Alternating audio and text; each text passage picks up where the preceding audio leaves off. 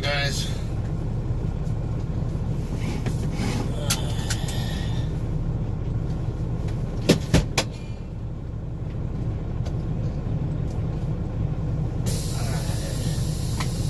Kind of pressed for time to try to get to the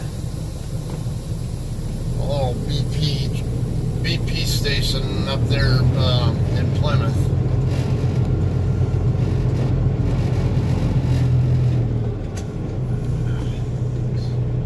Volvo drivers trying to come out too.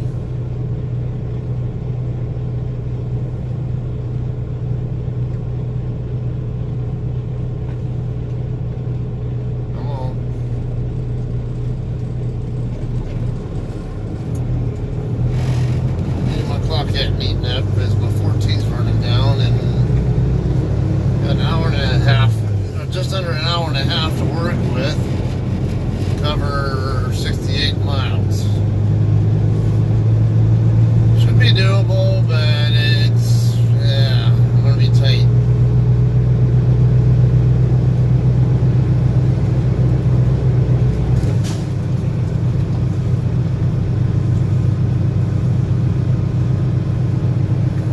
Sure that my check engine light does have something to do with the DEF system, because my DEF gauge is at half tank now, and I just filled it up over in, kind of mostly full when I was in Missouri.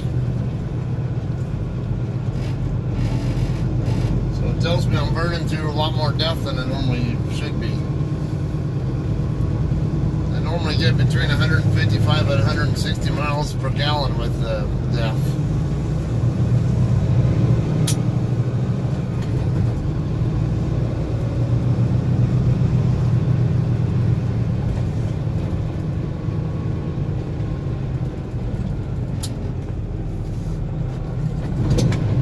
I'll be going through Milwaukee pretty soon.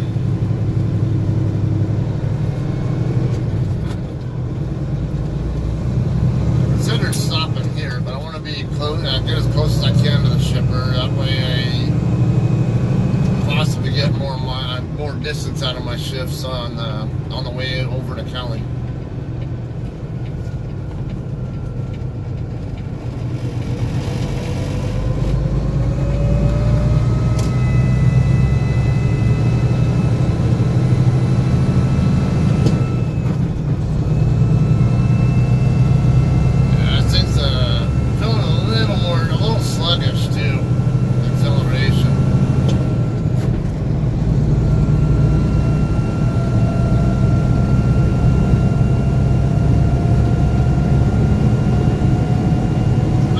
That it's DEF system related.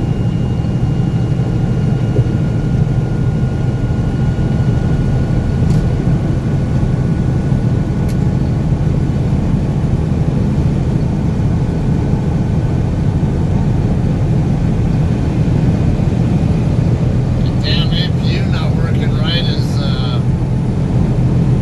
probably a big reason for it too.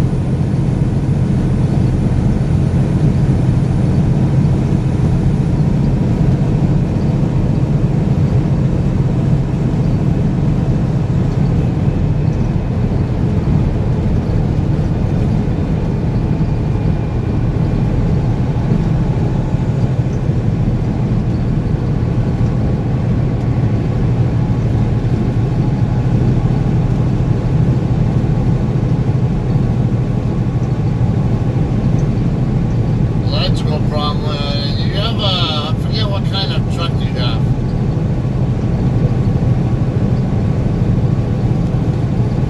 Because a lot of our Kenworths are having electrical problems. Some people aren't having problems at all, and others are having recurring electrical issues. Oh, there we go. T680, that's exactly what the problem is. Same issue we're having at our JCT. A lot of our, well, I wouldn't say all of them, but a number of our Kenworths are having that same kind of issue.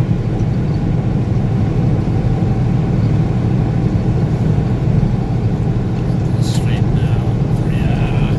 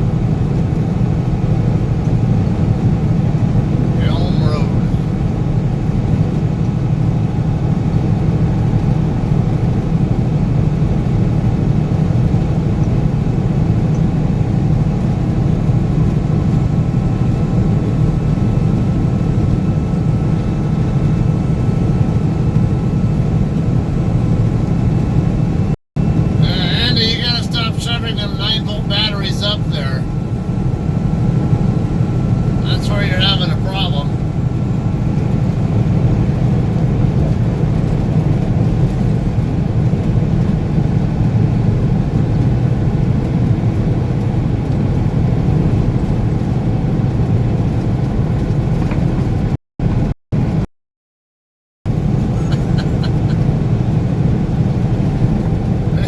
Probably don't need to know that though.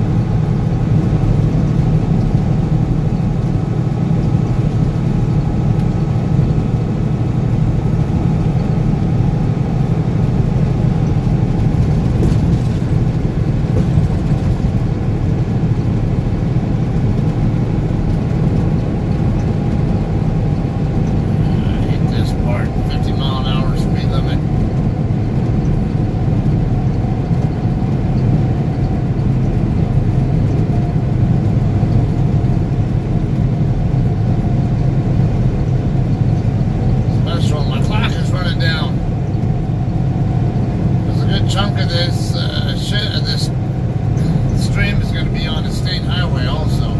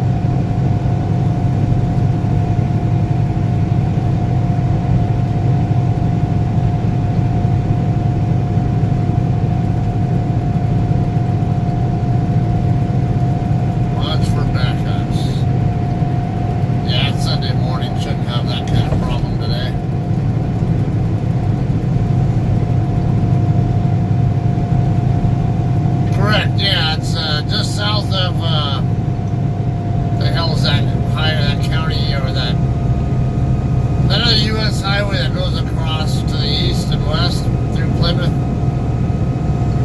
Just a little bit south of there on Highway 57.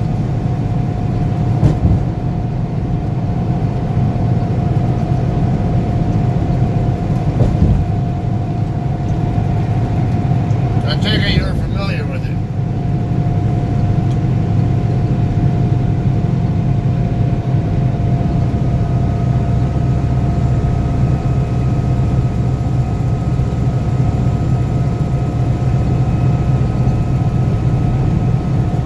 So is the food there as good as they say it is, or hear the person's like, if they're even there, they're lazy when they are there or something. But this food's worth it.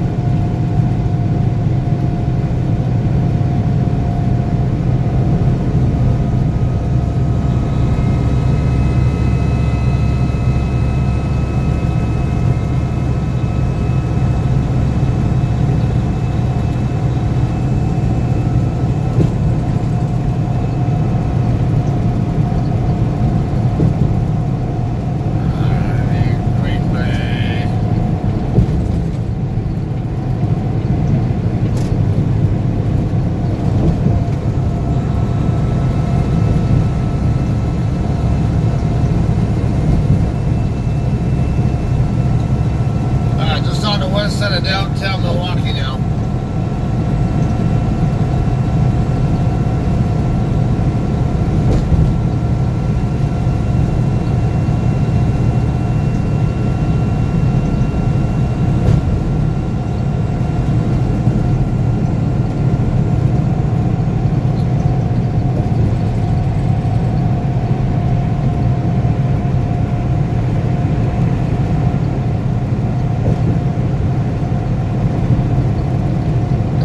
Decent number of tall buildings here.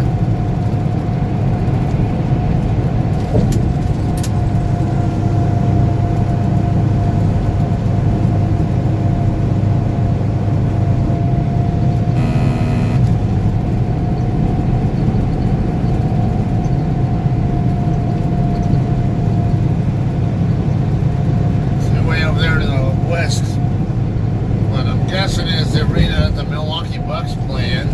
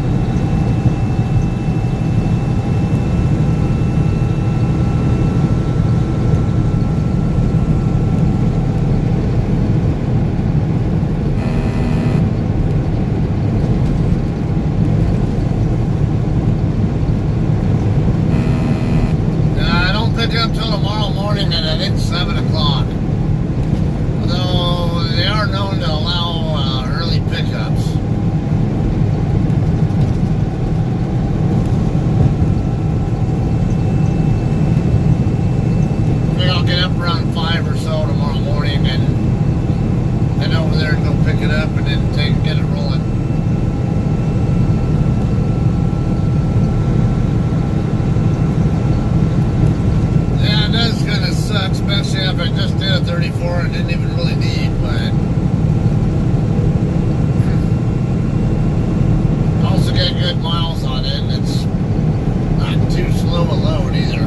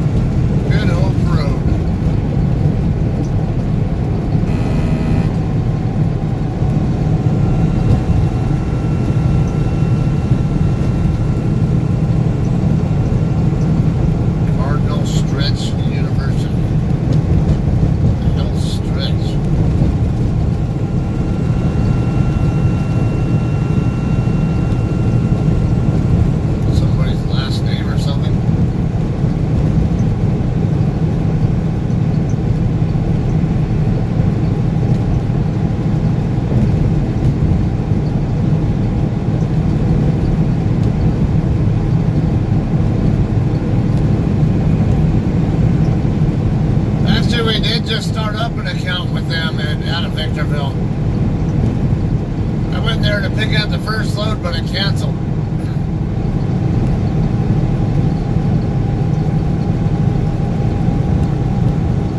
I know we do still haul from there every so often because occasionally you'll see people talk about picking up there or asking about it.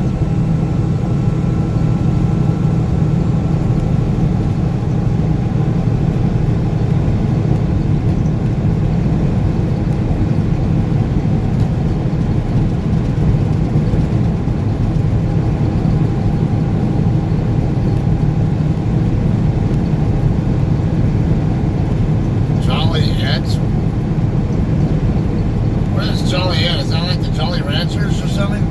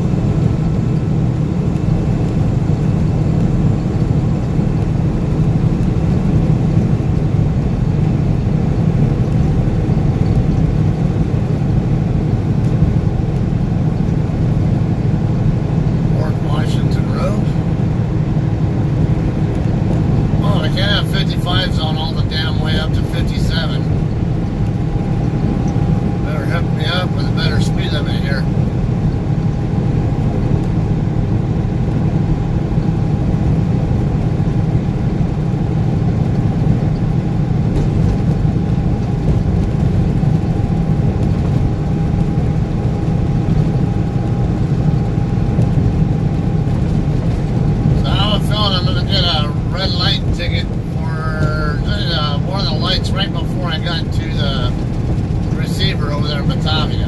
There we go. Here's the 70 zone.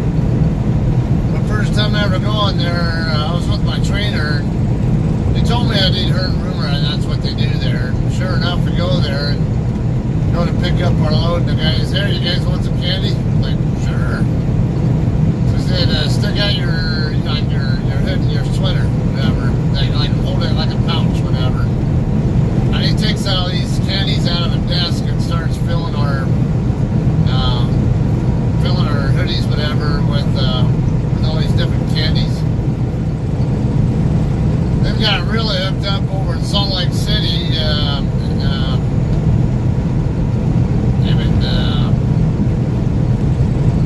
What the hell's the name of that company? The parent company that makes Oreo and has it owns Nabisco and some other brands. So they make like Chips Ahoy, Oreos. I mean, Nabisco is the brand, but or the company that makes that, but there's a parent company. Starts with an M. It's in the S&P 500. I just keep forgetting the name of it. Anyway, we get over there, show up for a 6 a.m. delivery, and it's snowing too. And the dock guy asked, "Hey, would you be able to do me a favor? Would you do me a favor?" Basically, there was one of their drop trailers sitting up against the wall over there. He asked my trainer if he'd be able to put it in one of the doors. It was like a garage style dock. So like you open a garage door and there are a couple of dock doors in each garage. And he goes, yeah, then if you can hook me up and do that, I'll hook you up with some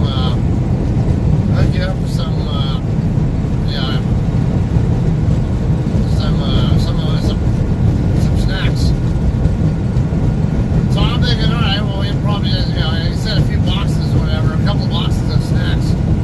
I'm thinking, okay, a couple of Chips Ahoy or a couple of Oreos or some Wheat Thins or some shit, or Triscuits, whatever the hell they're called. Then when we get through unloading and look in the back, I'll go to close the trailer doors. They had 2 cases in there with a bunch of stuff.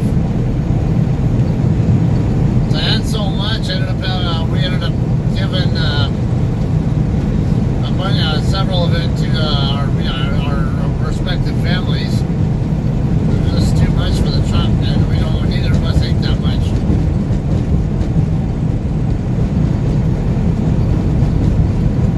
Yeah, Mondelez. Mondelez, they're an S&P 500 company.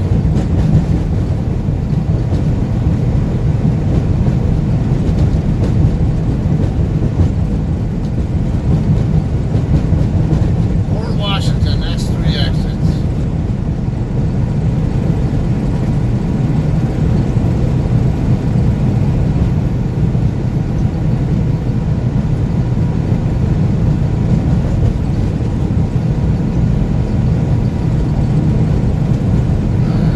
Let's see, 57 north of Plymouth ahead, so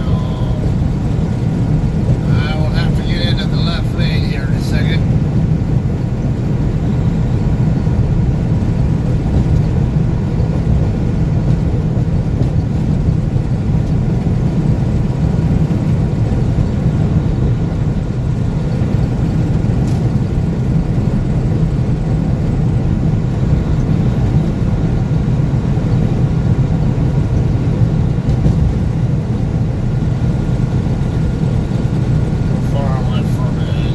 Coming up, and I know it's a left turn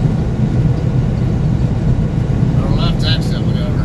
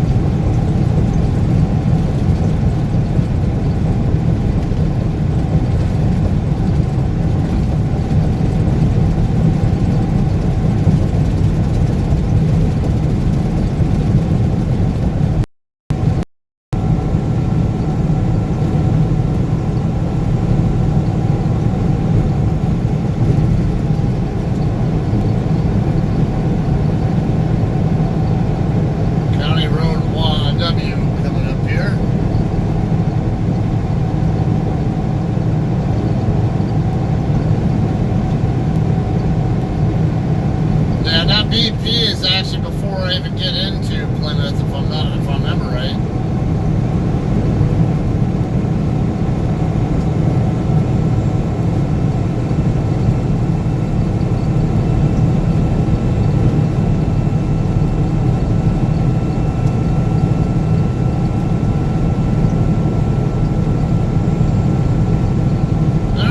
Up here in Plymouth that I went to with Cedar England also. It's a different place than we go to up here. I'm going to Sargento Foods tomorrow, but it's another place I think I delivered to actually. It's another cheese place, whatever. Who was it? Is it Sargento or someone else? I think it's down the street from BP actually. Yeah, I think I ended up stealing my load at the BP there.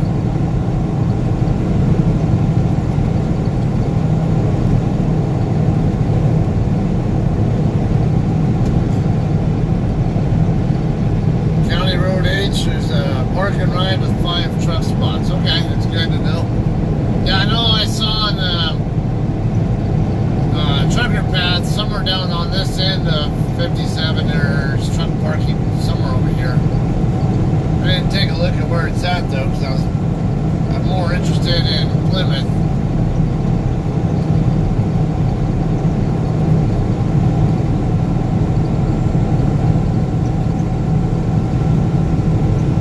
Yeah, I want to say it's east of 57 if I remember correctly, and I remember it's there are docks on both north and south sides of the building. I want to say it's like 4 different places all in the same building, if I remember right.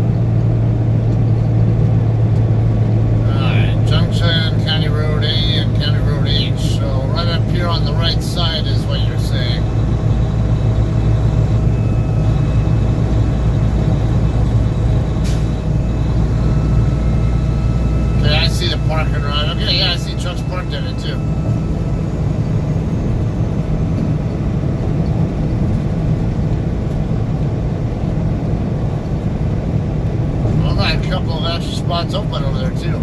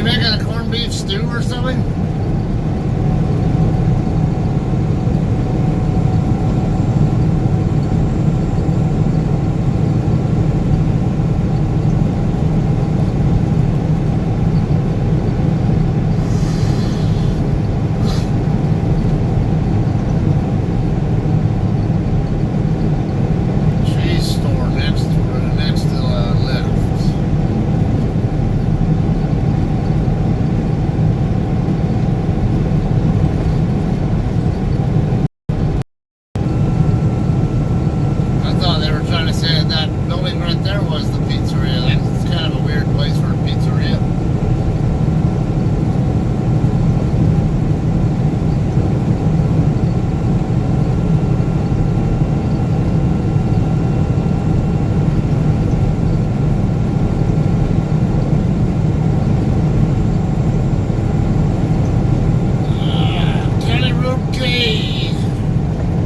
Casey's General Store again over here on the left.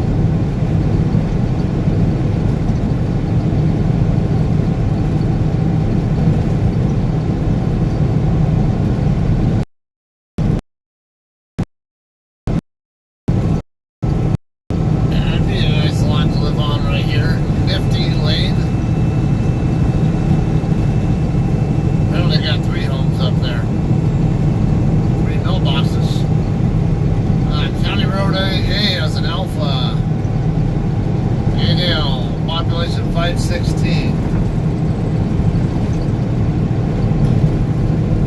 Okay, they might have truck parking there too. See a couple of trailers sitting in their lot. I don't think there's room for trucks to park there. Birdie found himself some carry-on.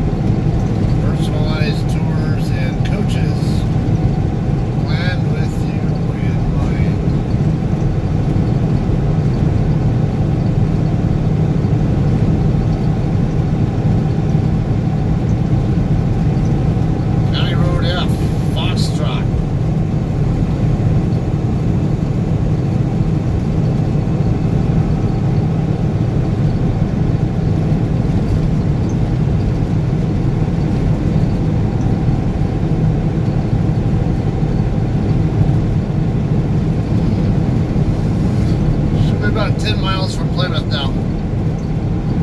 So I believe it'll be shorter than that from here to the BP station.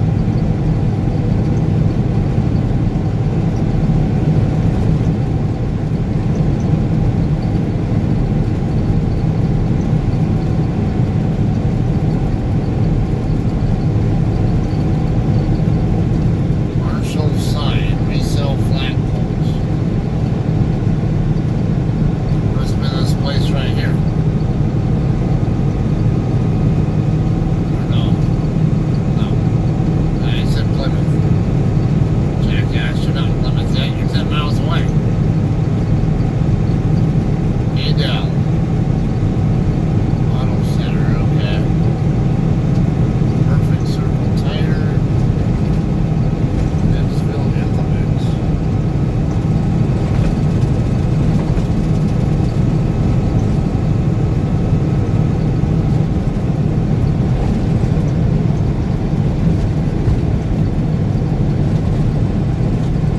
Temperature here is 34 degrees.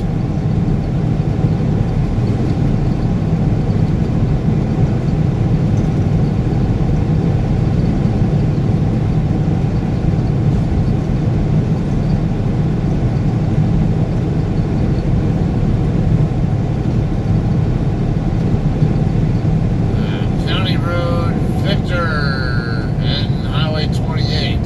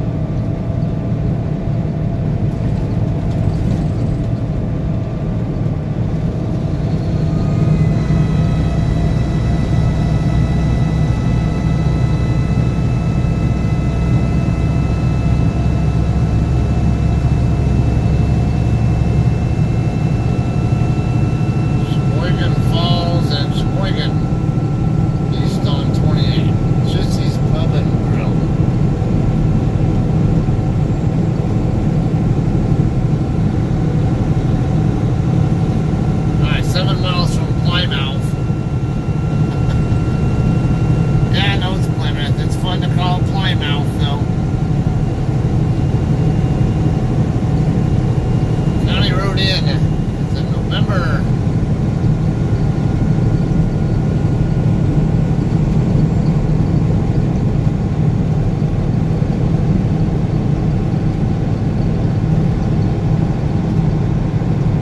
Right? Isn't it funner to call it Plymouth than Plymouth?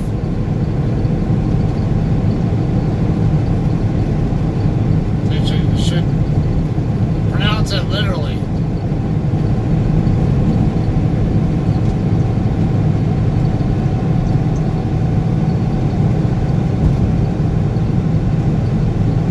Cheese counter, downtown Plymouth, left on County Road C as in Charlie. The County Road C is, I think, the same road that you go down to get to Sargent.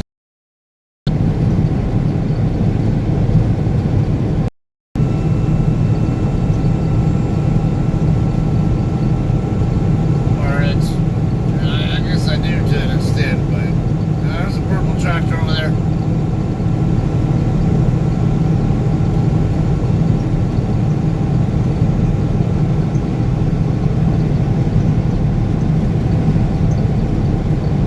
I bet you're right.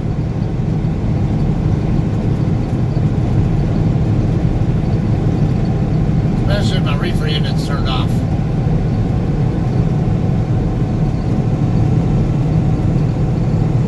Oh hell, even if the reefer unit's on, they probably wouldn't care. Freaking lots are big enough. Terry's bait and tackle, learn the selection of live bait. Sumac Road.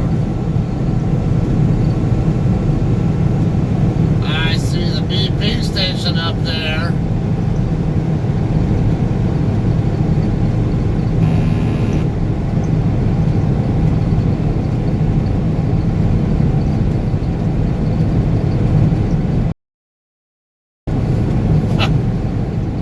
You know, it wouldn't surprise me.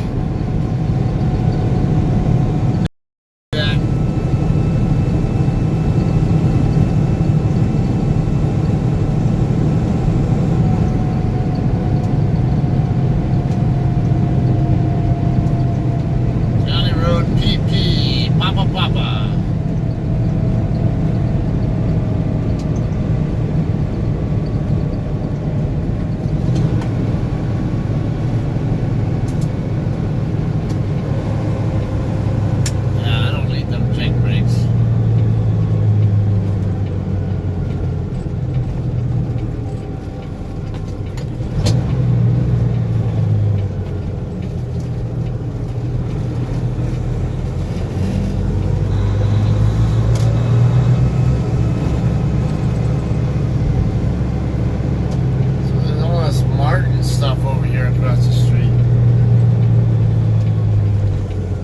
Yeah, remember you go straight down the road right here and make a left, and then up the road on the left side there's a facility there that I remember going to with Sierra England.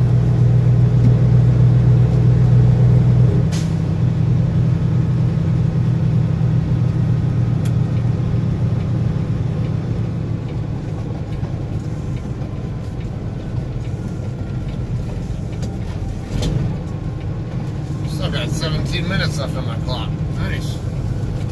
Alright, I had to make sure no nails in that board there.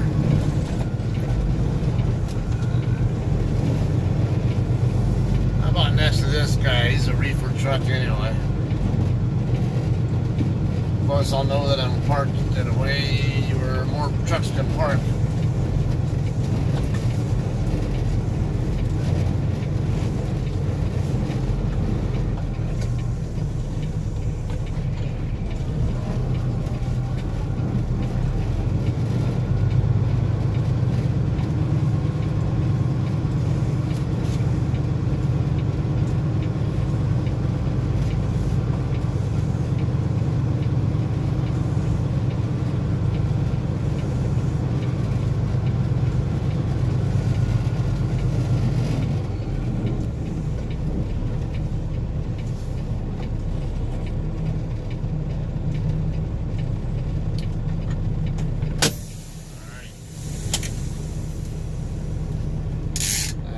A wrap for this day.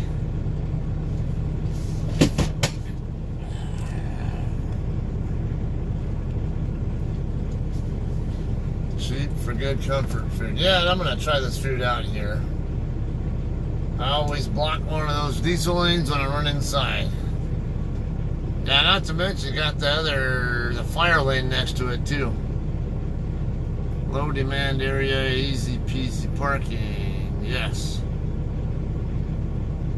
Funny you didn't have to fix everything there, Anthony, and I figured out what you were saying there. Go inside and see if they have one microfiber towel for sale.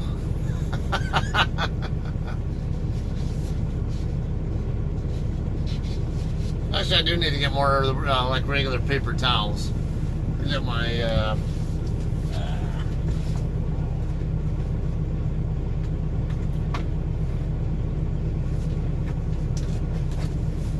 the foot paint is flaring back up too. I don't know if it's a gout flare for PF or what. That blue shit don't work. Yeah, it's okay for washing windows and stuff. Alright. What in the butt? Come on, you guys know where that come from, I hope. That's an obscure reference. It's not a hint, by the way. Need to put my miles in. Let's see, 311. Okay, yeah, I already have that in. So 312. I did 530 miles in 7:59. Not bad. 313, I did nothing, so I was doing a 34. 314, I did 612.5 and 936. Yeah, I might as well put 315 in because I won't be doing any more driving today. 270 and 447.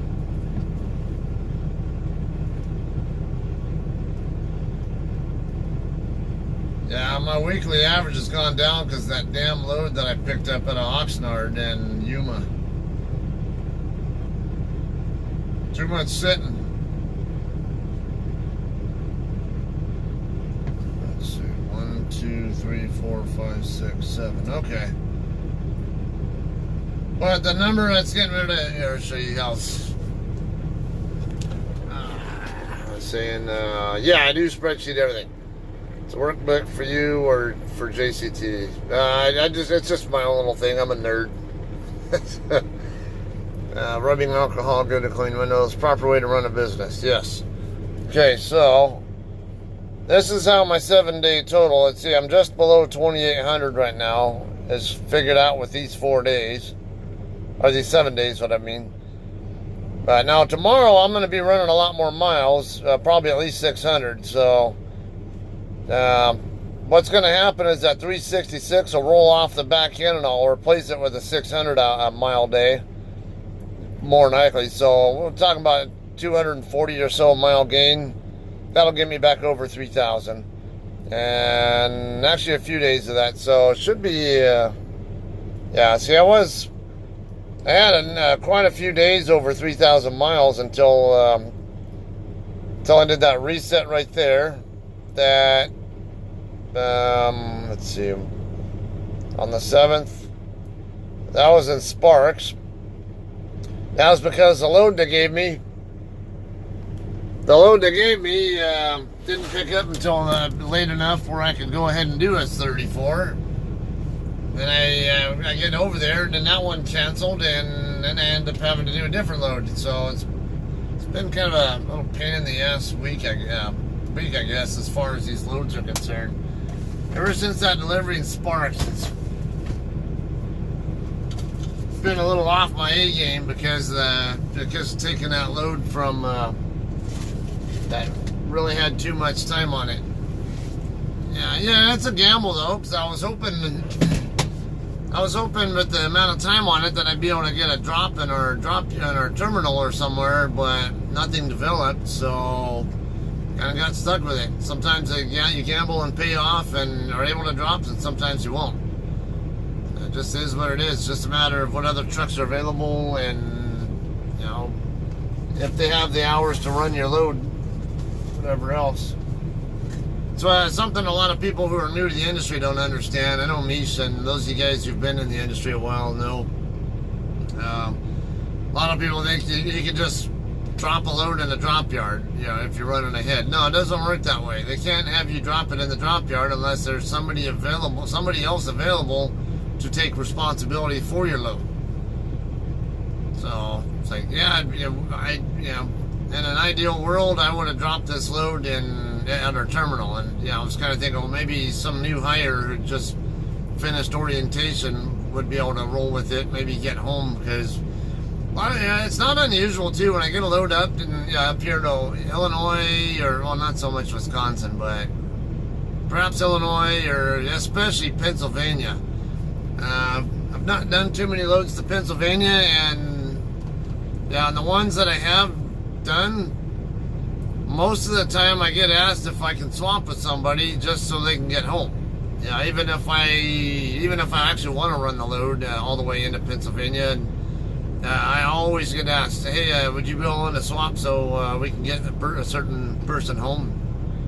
It's like, what do you have to offer? I don't care if I'm not getting as many miles back. That's another problem that a lot of not so savvy people nitpick about that they shouldn't be.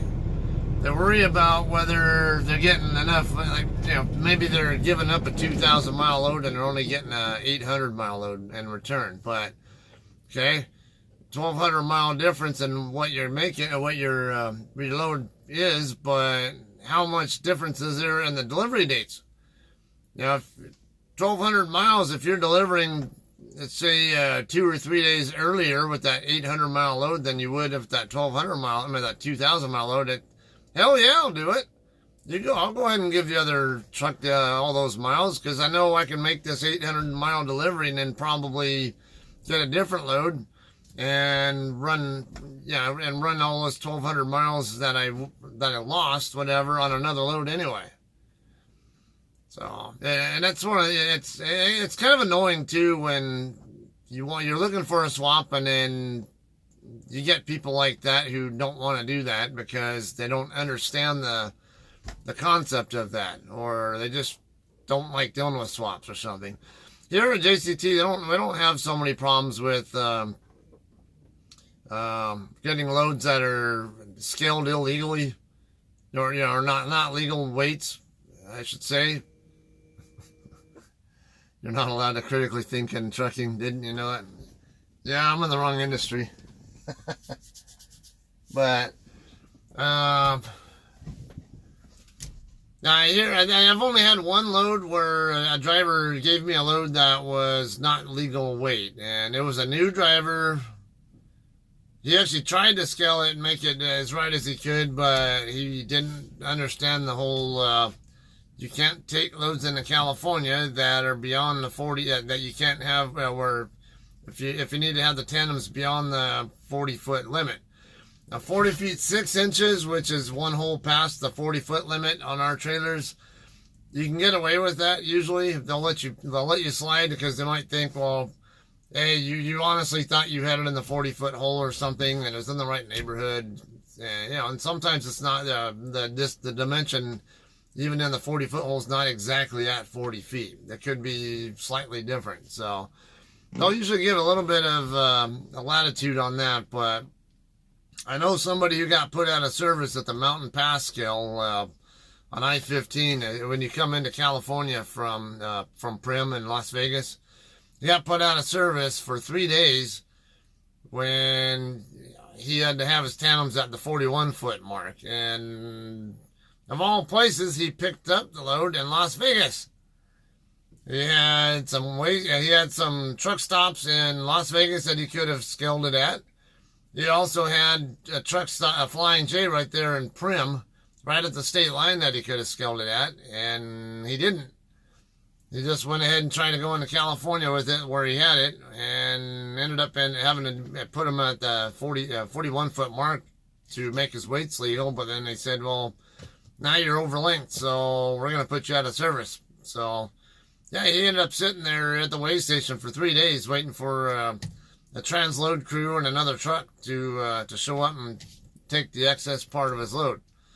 So yeah, I only had that one issue with one driver here, and that was on a load that actually I had already emptied, and I got sent down from Clearfield, Utah to Salt Lake City to swap my empty out with this other guy whose load was going to Stockton, California, Scotty's area.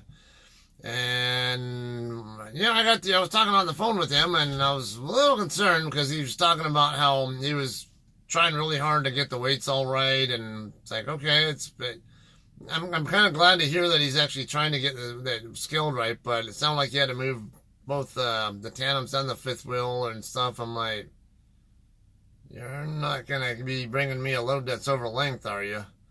Not really sure. So yeah, when he shows up the next morning, I take a look, and like, yeah, sure enough, he's at the 42-foot mark. And yeah, I told him, okay, I got a little problem here.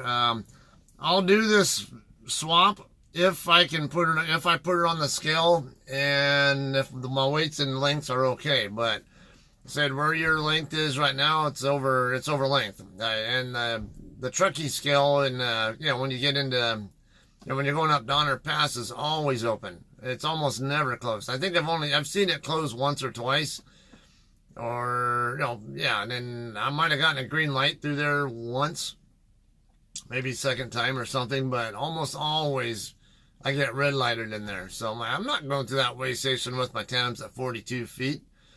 So I was like, I'm going to go on the scale and then make sure it's okay. And I'm pretty sure it wasn't, but I was going to double check. And yep, sure enough, he had the tandems in the correct holes to make the weights legal. But like, yeah, I can't do that because putting them at 40 feet would have put my axles over weight. So I ended up rejecting that swap and told him, hey man, and he was trying to get home to Oregon for a medical or some kind of appointment. And as much as I want to help someone out, I'm not going to get myself put out of service or get a ticket, whatever, for being overweight or over length, whatever. So I had to tell him, look, man, you're going to have to take your own load. I can't take it for you. That's the only time in 2 years that I've had any kind of a problem, though, with JCT drivers on swaps. Some other drivers, yeah, they like to bitch and nitpick about the condition of trailers. Sometimes it's all chicken shit stuff that they will bitch about and say, that they have to get fixed, and that's not always the case. Is it going to put you out of service? Is it DOT out of service criteria?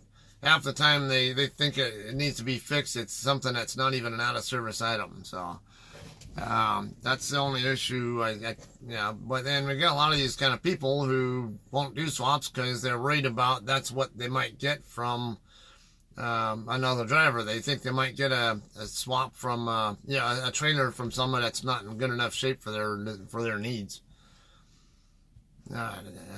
Mish, I cheat to the 6th hole. That's about it. Yeah, you're talking about for California loads? Now, how anal are they? And I'm sure they're not at all, but do you ever go through waste? And again, you do containers now, and they don't have sliding tandems. But have you had experiences with sliding tandems, sliding tandem trailers, whatever, in Illinois? Because a lot of people don't know that Illinois actually does have an axle length limit of 42.5 feet, kingpin to rear axle. Actually, I have quite a few states that have axle length restrictions. A lot of them, most of the East Coast states are 43 foot kingpin to the center of the axle group, or actually 41 foot center axle group, which is actually about 43 foot to the rear axle. And then got a couple weird ones. What is that, Maine? Actually, I have the list. There are a couple of them that go by. There's one that goes from the rear tractor axle to the rear trailer axle. Another one that goes from the rear tractor axle to the front trailer axle. And then what is it, Michigan or something? Yeah, Michigan has 37 minimum and 41 max. And that's the kingpin to the center of the axle group. See, right here is technically the limits. Now, Illinois right there, that's actually kingpin to rear axle. Okay, so, yeah, so technically, so, by law, if DOT wanted to be anal and follow the letter of the law in Illinois, yeah, they could get you for being more than 42.5 feet kingpin to rear axle. But most people know that nobody seems to really enforce much except for California. I know Florida does too. They're not all hardcore on it, but some of them do.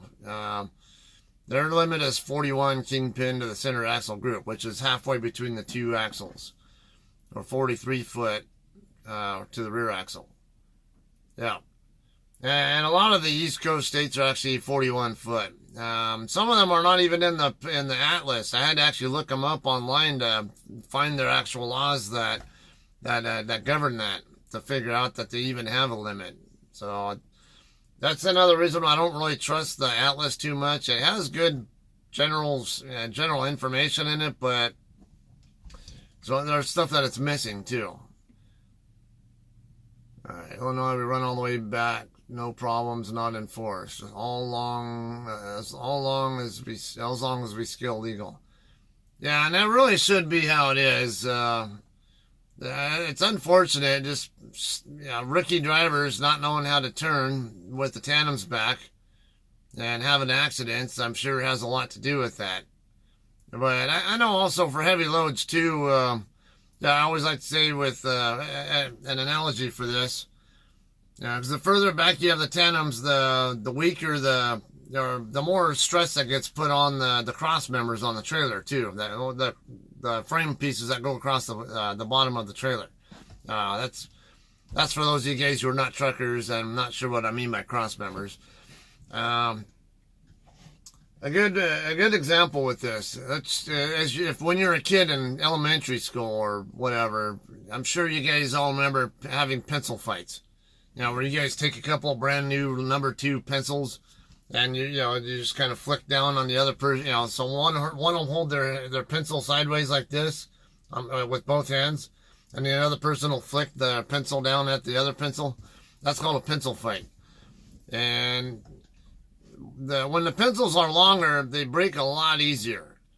Yeah, because the amount of load that you put on the center of it, it gets more force there. But then as the pencil gets shorter and shorter, it gets harder and harder to break it. And it's the same concept here with the cross members on the trailer. The further forward you have the tandems, the more solid support that you're giving the cross members, in between the drive axles and the tandems. Versus, and then the further back they are, the more stress you put on them. So that's another reason why you always want to check the. I like not just the cross members, but check the rivets on the sides of the trailer. They're a really important one. Mish had a Sear England driver on your stream get hung up coming out of Mars, Chicago 2 weeks. Tried to enter 290 west from Harlem Avenue and fucked it up. Tandems all the way back. I think he was new. Oh my.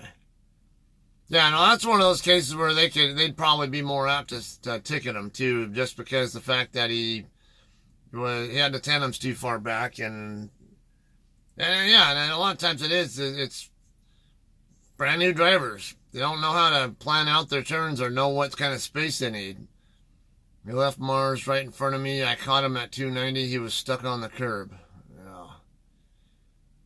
I had one driver, and I should have kicked her off my truck because it's not Sylvia, by the way. It was a different one. Had, I think, like 3 or 4 times or whatever it was, I had to stop her from having accidents from turning improperly. And there was one where we were in Kansas City. We had just finished a beer delivery, I think it was, and kind of in the downtown, just north of downtown Kansas City. And we had to head up to Chillicothe for our reload over at Cloverleaf Cold Storage. So we're heading up the road, and we head across over to where the on-ramp is to get onto I-35. There are K-rails over here on the inner side of the turn, and I think there were more over on the left side perimeter because they had construction going on of some sort, and she took it in a little bit too far to the right, and it was a Cloverleaf on-ramp. And I was a little concerned at first, and I was kind of hoping that maybe when she gets over there, she'll go out to the outer part of the curve. But no, she went in more like normal, right in the middle, and actually rubbed the sides of the tires on the K-rail. I'm like, it's like, what part of stay on the high side of the freaking curve do you not remember? Does this look like a fucking car? No, it's not a car. Yeah, I mean, I'll be damned if I'm going to have anyone have an accident that I'm going to have to report. Never once did I have to report an accident with any of my trainees, and that's because I did my job. And yeah, but there were certain people like her, because there were a few times where I had to actually stop her. That should have been a clue. Hey, if you don't get the hint the first time, you're not paying enough attention to your tandems, then maybe this isn't the right career field for you. Go drive a straight truck or something. There was another one. This same woman was, we picked up at a Smithfield plant. I want to say Smithfield, North Carolina. There's several plants in North Carolina that Sierra England does Smithfield pork loads. And, Tar Hill, North Carolina's one. There's another one down that way. I can't remember the name of that town now. And then there's another one by where I-95 and I-40 meet up, and I want to say that's the Smithfield plant, Smithfield, North Carolina plant. That's the one I think we went to. We had two pickups. One of them was it was supposed to be, and that was a completely screwed up load. I think it was one of the last loads I did before I dropped her off too. We picked up, it was supposed to be two pickups. The first one was supposed to be at a cold storage place, not too far south of where 95 and 40 kind of split off, whatever. What was that, Americold or something like that? And then the second pickup was supposed to be at the Smithfield plant in Smithfield. I get a message on my Qualcomm, not too long before we get to the first pickup, and on top of that, both of these pickups had the same pickup time, 8 a.m. So I'm asking, hey, what the hell's the story with these two pickups having the same appointment time? And and then my load instruction said to go to Americold first, or I'm assuming it's Americold, and then to Smithfield after that, and. I'm already off the freeway and heading over toward Americold, and I get this Qualcomm message. Your load's ready. It'll be on trailer such and such. Okay, this doesn't exactly look like the biggest place in the world. So, going a lot. I'm looking at all the England trailers they had there, and I don't see this trailer here. I'm starting to get a little suspicious that maybe this trailer's actually over in Smithfield and not here. So I even asked the yard jockey, hey, are these all the only trailers you guys have here? You don't have any on the other side of the building or something that I don't see here? No, this is all. Okay, so I had to send my dispatch a message. And on top of that, the shipping office, when I went to check in, they said, we don't have an appointment for you here. We don't even know anything about your load. Like, really? Oh boy. We got some problems here. So anyway, we end up getting over to Smithfield, and sure enough, that trailer that they told us it was on is sitting over there. It was supposed to be the back of the trailer, not the front. And it did cause some scaling problems. I had to actually go around Tennessee to, or at least that's what I did to stay legal. Anyway, though, she was driving. We picked up there at Smithfield, and then it took the opposite way out of there that we came in from. there was a curve. It was like a kind of a highway, kind of a tight turn, and there's a right turn pocket to get onto that other highway. Yeah, where we came through town, and hey, there's like some green like construction net fencing with a mesh fencing over on the side of the curb there for whatever work they're going to be doing on the other side of the curb. And I'm sitting there watching her, and I know before she even makes the turn that she's going to need. Okay, she's got what? I think it was like a westbound lane and an eastbound lane or something like that. I think it was a westbound lane we were trying to get to or something. It might have been southbound, I forget. I'll just say westbound. And, you know, so westbound's coming from the left, eastbound's coming from the right. I can tell by the arrangement of the pocket on the road that she was going to need all of the westbound and also the eastbound lane to make her turn without the tandems getting running over the curb. So what happens? She's looking this way the whole time, never pays any attention to the right side. This is another thing that stupid drivers do. And I'm not calling people stupid, I'm just saying this is what the stupid mistakes that drivers make, okay? You need to be a lot more aware of what's going on your right side when you're making right turns. You don't have to worry, you know, it's not just the left side of you where everything comes from. What if there's a pedestrian or a bicyclist coming from your right side and you're not busy looking over there and you end up running them over? Now you're going to end up with a manslaughter case. You know, you're going to be in jail for that. Don't play around with that. But anyway, she comes out, and once there's an opening, and there's a hill up there too. If any guys, you know, I don't know, Mish or someone else maybe have experience with that place. There's a hill that comes up. Oh yeah, and it's like a 50-mile-an-hour zone. And she comes out, and you know, and I can tell by the way she's turning, like, dude, it's not gonna work. It's not gonna make it. And I'm watching I'm watching the times, and I go, whoa! And she stopped, and I look. Like, your freaking tandems are about to hit the curb, and you can't even counter steer at this point. The only option you have is to back up and straighten your tractor out with the trailer, because you are going to hit something there even when you're counter steering. It's like, what part of you need to make a wide turn do you not understand? Yeah, and I was like, you know, that was enough. And she had enough hours anyway by the time I got back to Salt Lake City where I could drop her off. And I'm not surprised when she went to do the road test. Yeah, she made a right turn on a red. Made a right turn, but she couldn't make the turn because she didn't set up properly and didn't execute it properly. So she jammed up the intersection, and the evaluator ended up telling her just go ahead and run over the curb because there was nothing else to run over except the curb. And like, we got to get out of the intersection. We're blocking traffic now. So, you know, and then she ends up getting back to the yard and they end up DQing her, which means, you're no longer allowed to drive an England truck. I mean, it doesn't mean you can't work for Searing. You just can't drive an England truck anymore because they don't trust you with their equipment. All right, let's see.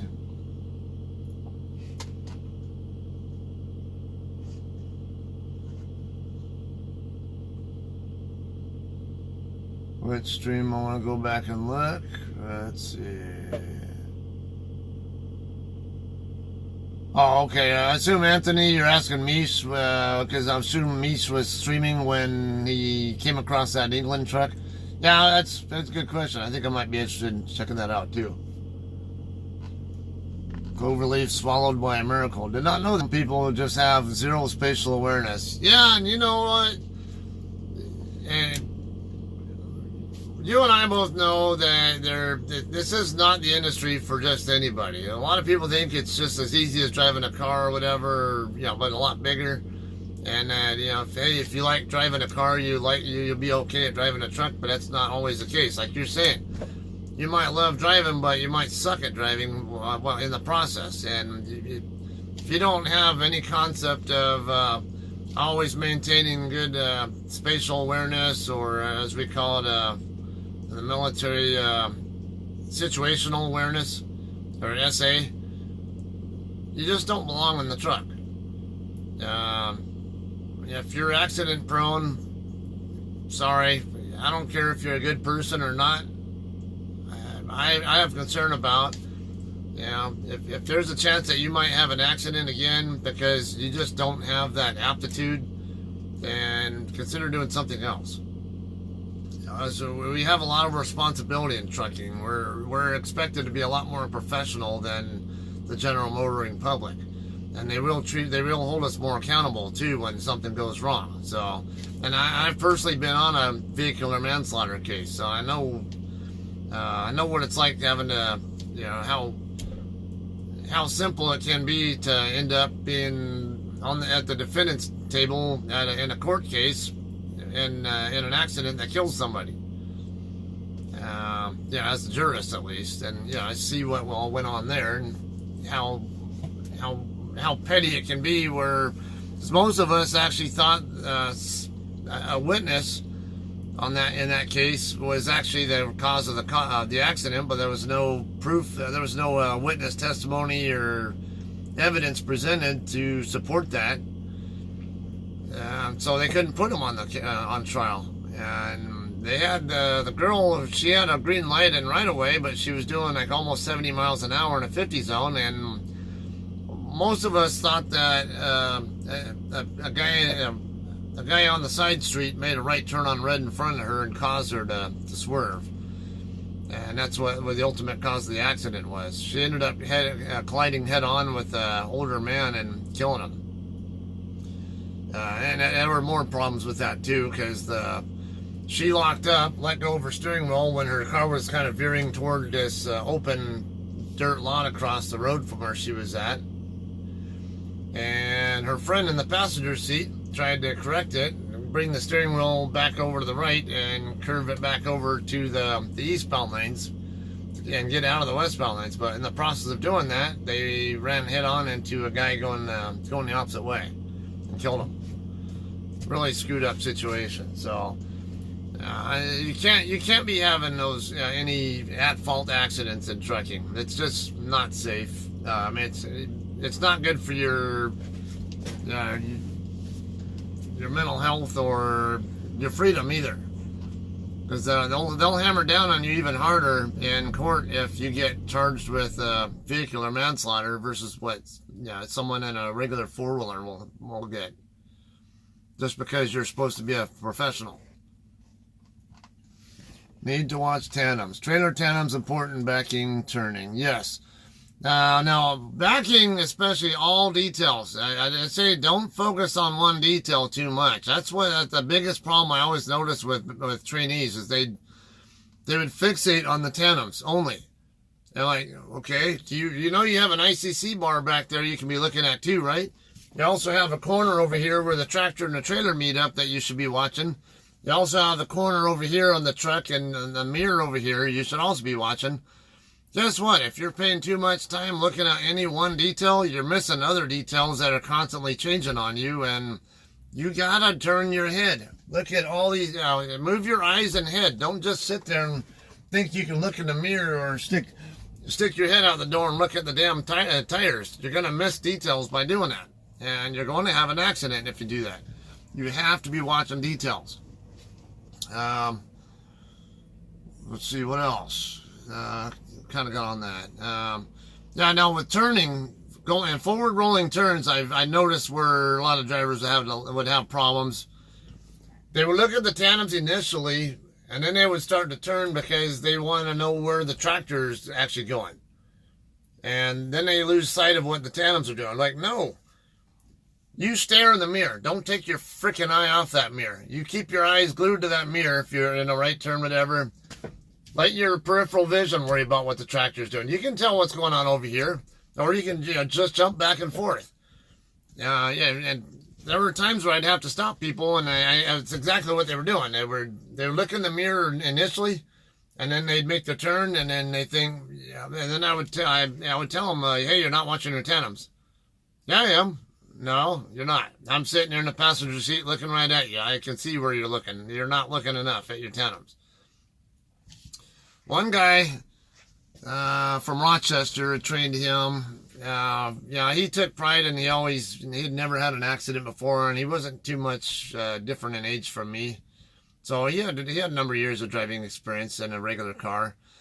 But Green River, Utah, we're coming around the backside of the whole row of trucks that are parked pull through right there at that Sitco, whatever that station is there, right off of I-70. Comes around now. It's a truck parked on. I'll just say this is the back end of the truck that's on the far end. He's going to park next to the truck over here, but he's kind of close, and of course I'm concerned. And I'm like, okay, I'll just see what he does. And hey, if he's going to make a mistake, he's going to make a mistake. I'll sit here and pop the parking brakes if I have to, or I'm going to yell, hey, stop! Or whoa, or whatever, something. Yeah, that'll get their attention fast. And sure enough, he starts turning a little early, and I'm thinking, okay, as long as he doesn't turn any more, it will be okay. But they started turning a little more like, he was doing a button hook turn like he should have, but problem was he was too close to the back end of the other trailer. And of course, I already know that's going to happen, and before it even does happen, I ended up having to yell, whoa! And he stops, thankfully, and so I didn't have to pop the brakes. And I tell him, look, I pointed in the mirror, look at your trailer. And when he realized that the tandems were back around, where he could no longer see the tandems, they were behind the other guy's trailer, and that he was not too far away from hitting the guy's trailer, I was like, whoa. It woke him up. I'm like, yeah. Now, see, when I tell you you're not watching your tandems enough, you're not watching your tandems enough. I know what the hell I'm looking for, and trust me, if I tell you you're not watching them, you're not watching them, period. So, I never had any other issues with him after that, but there were other people where it didn't matter how many times I'd tell them that, and I had to stop them, it didn't sink in, and those are the kind of people, gaining experience as a trainer, too. Hey, I can't be nice. I mean, you can be nice to an extent, but as soon as I start seeing that you aren't learning from learning important lessons, and I think you're high risk of an accident, it's time for you to get off my truck. That's just the way it is. I don't care if I like you as a person or not. If I don't think you're safe, and I don't think that you really should be in a truck, I'm gonna, with the experience I have now, I'm gonna say no. You're not training anymore in my truck. So, all right. Trailer tandem's important. I used to allow 400 extra pounds if you had an APU. You could scale at 80,400 and be legal. Not sure if that's still in effect. That was a comment by Lugnut. Yes, it is still true. It's actually depending on the state. Some of them are 400 pounds and some of them are 550 pounds. There are four continental U.S. states, if I remember right, that do not have APU exemptions. California, of course, what else? I want to say Rhode Island, Kentucky, and someone else, and then also District of Columbia. But why District of Columbia is even in the list when trucks aren't even allowed in D.C. anyway, except maybe I think a little small chunk of 495 actually goes through D.C., but D.C. to me is like U.S. 50, or it kind of goes right through by where the White House and all that stuff's at. Let me pull it up again. Yeah, I know some states have 400 pounds by law, some are 400 pounds by enforcement policy, and then some other states are 550 by law. And then other states are 550 by enforcement policy. Let's see. States with APU weight exemption. Okay, OIDA, on their website, they have the list there. The exemption, which was signed into law by President George W. Bush in August 2005, as part of the Energy Policy Act of 2005, increases the vehicle's maximum gross vehicle weight and axle weight limit by 400 pounds. This allows for the adding of qualified idle reduction technology, such as an APU. While the rule was approved, a memo out of the Federal Highway Administration Size and Weight Division in November 2005 threw water on the good news by adding that the exemption would not be treated as a federal mandate. Here's an excerpt. We determined that the exemption does not preempt state regulations or compel the states to grant the increased weight tolerance. Despite the lack of a mandate, more and more states are adopting the weight exemption. The following is a list of all states and their respective status on adopting the 400-pound weight exemption for APUs. Okay, so the states that don't have exemptions are California, District of Columbia, Hawaii, which obviously we don't care about Hawaii because we can't drive trucks in Hawaii unless you live in Hawaii. Kentucky. So Jamie is a good. I don't know if you're on here still.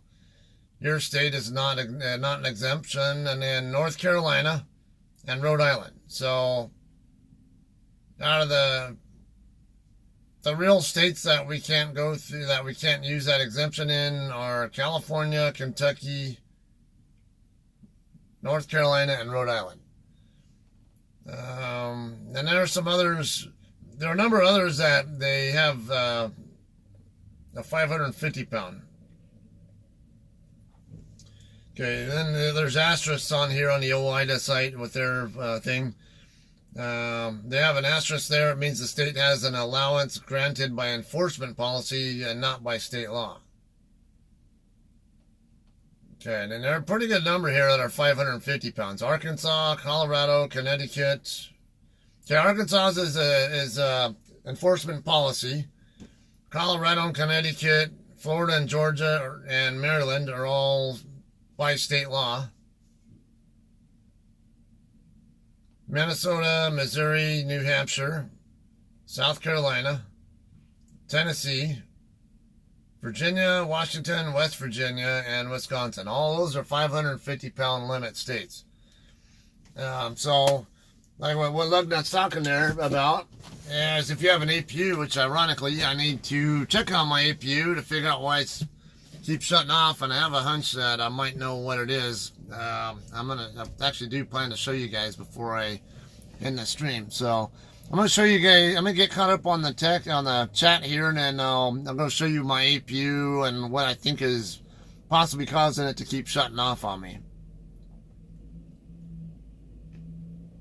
Wasn't 400-pound exemption just from front axle and not overgrowth.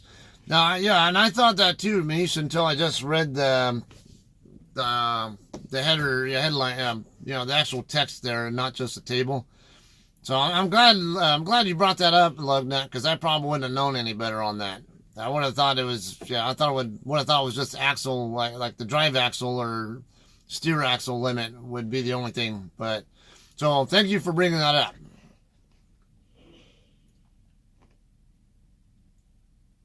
Stream is blocked for music, and I cannot edit it. Oh, I hate when that happens. You have to take me at my word. I have great essay, but I still flip containers. Hey, we all make mistakes, man. And especially those containers, and you never know how they're loaded and stuff. Anything goes with those.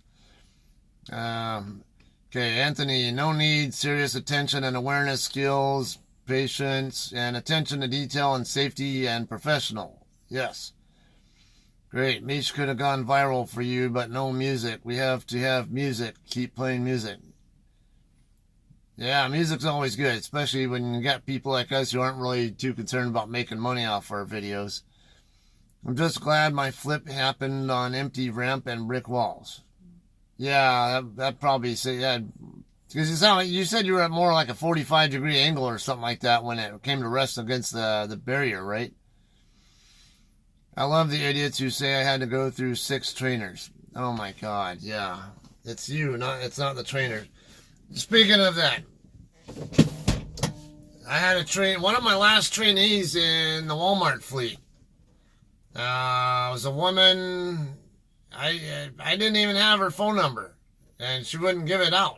And it was because, and then what number I did have for her went to some homeless shelter or whatever, battered wives shelter or whatever it was in Olympia, Washington. It's like, okay, this is interesting. And then I find out, she had already been on 2 other trainers' trucks. She had prior driving experience. What was it, 5 years? I think she had 5 years of prior driving experience, but she had a 10-year break. It sounded like maybe she was in an abusive relationship or something and was out of trucking for a while and then came back. And then that's why she wouldn't give me her phone number at all. That the way if I ever had to contact her for, because maybe one of us is out of the truck and the other one's at the truck or something. And there were actually a couple times I had that come up where I needed to get a hold of her, and so I can we can get rolling, and I couldn't. And so that was another problem where I had to learn, hey, if you don't have a phone number, you're not getting on my truck. Because if you don't want to give me your phone number, if I need to get a hold of you, then I'm not gonna. Your ass is gonna get left. If I need this truck to move and you're not on the truck when it needs to be moving, well, bye. You can wait till I come back or something, or have another driver take you back to the yard and you can explain why you weren't on my truck when you were supposed to be. That's what happened when I worked on the flight line on airplanes too. If you weren't in the expediter truck when it was time for to go out to the aircraft, well, too bad. You get to walk. Even if you have a big heavy-ass toolbox that you got to take to the airplane, guess what? You should have been on that truck when you were supposed to be. Same thing with that. Well, she had two previous trainers, and she had issues with both. And when she got on my truck, I could tell, and she was a good driver, a good safe driver, but her backing skills were not there. And, she didn't know how to set up, and then, so I tried to work with her on setups, and I even have one of those videos. This was where the straw breaking the camel's back was, too. It's actually here on my YouTube.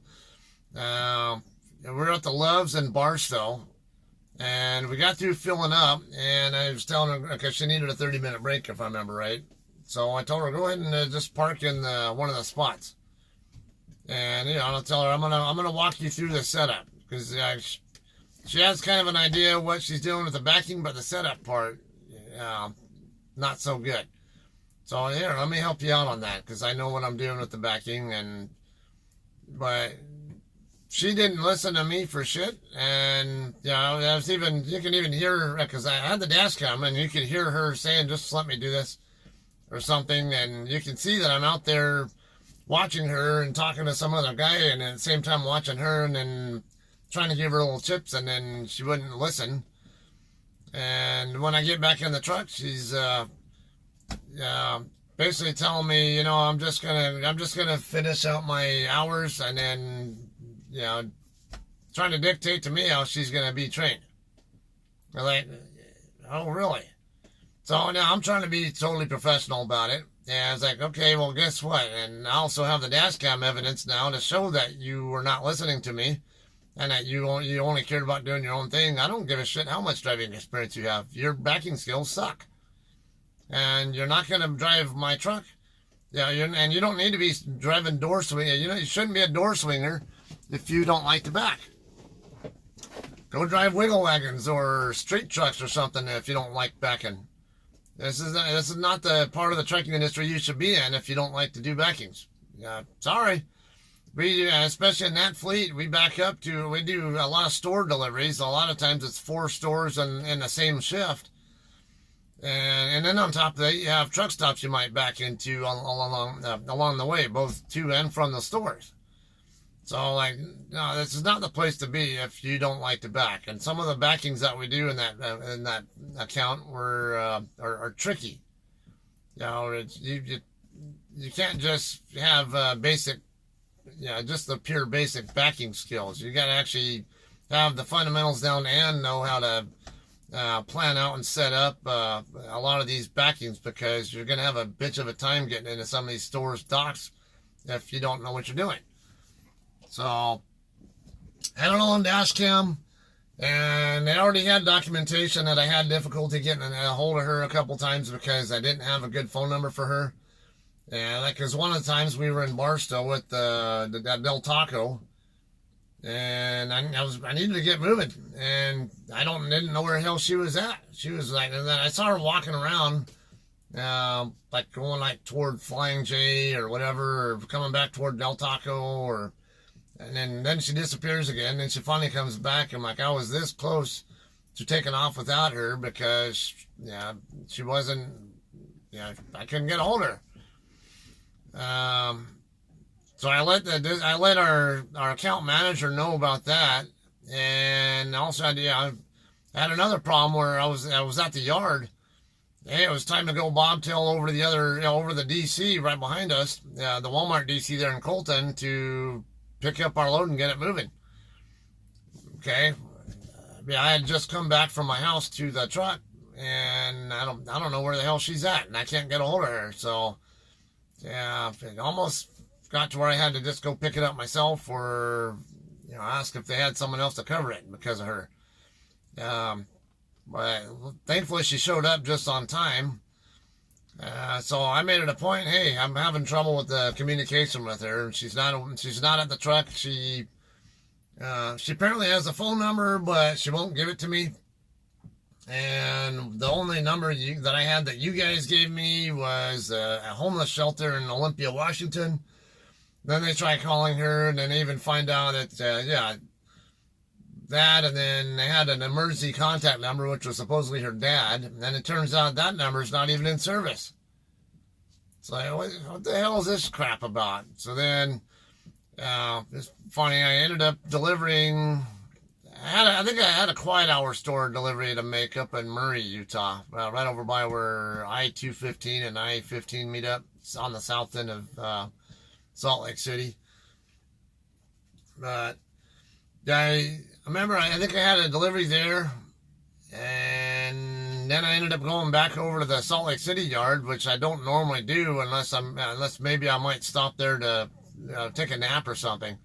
But otherwise, I didn't have any need to go to the Salt Lake City yard for any reason. But this time around, I had already sent a message. I actually put the YouTube video up. I had it as unlisted at first, and then I sent the link to my training coordinator for that fleet and the account manager. Hey, I'm having this issue with my trainee, and here you go. Here's the proof exactly what's going on. That way, the trainee cannot make any claims about that I did this or that. No, I got video and audio proof right here that the trainee is the problem. And you can see that I was doing everything I could to be as professional about it as possible. I was doing my job. I was outside the truck while she was doing the backing, watching everything, and so my side was completely airtight as far as culpability was concerned. And it made her look bad. And then when the account manager saw that, and along with my detailed email about that, along with the communication problems, I told her, I want to drop this woman off in Salt Lake City and get someone else. I don't want her on my truck anymore. She wants to try to dictate how she's going to get trained, and she doesn't want to do any backings, then I don't want her on my truck. And, the account manager even said the same thing. After seeing this, I completely agree with you. Go ahead and do that, and see if the placement coordinators there in Salt Lake City can hook you up with a new trainee. And it's like, because if she doesn't want to back, then I don't want her in my fleet, because that was the account manager saying that. They're saying we do way too many backings here. We do a lot more backings in this fleet than the OTR guys do. So she's not in the right place, and I was her third trainer, and I ended up kicking her off. I don't know whatever happened with her. I don't know if they DQ'd her, if they put her on another trainer's truck to finish her time. But to me, it should have been a case of, hey, bye. If you don't want to learn how to back, then you're not gonna drive our trucks, because you're way too high at risk of having an accident.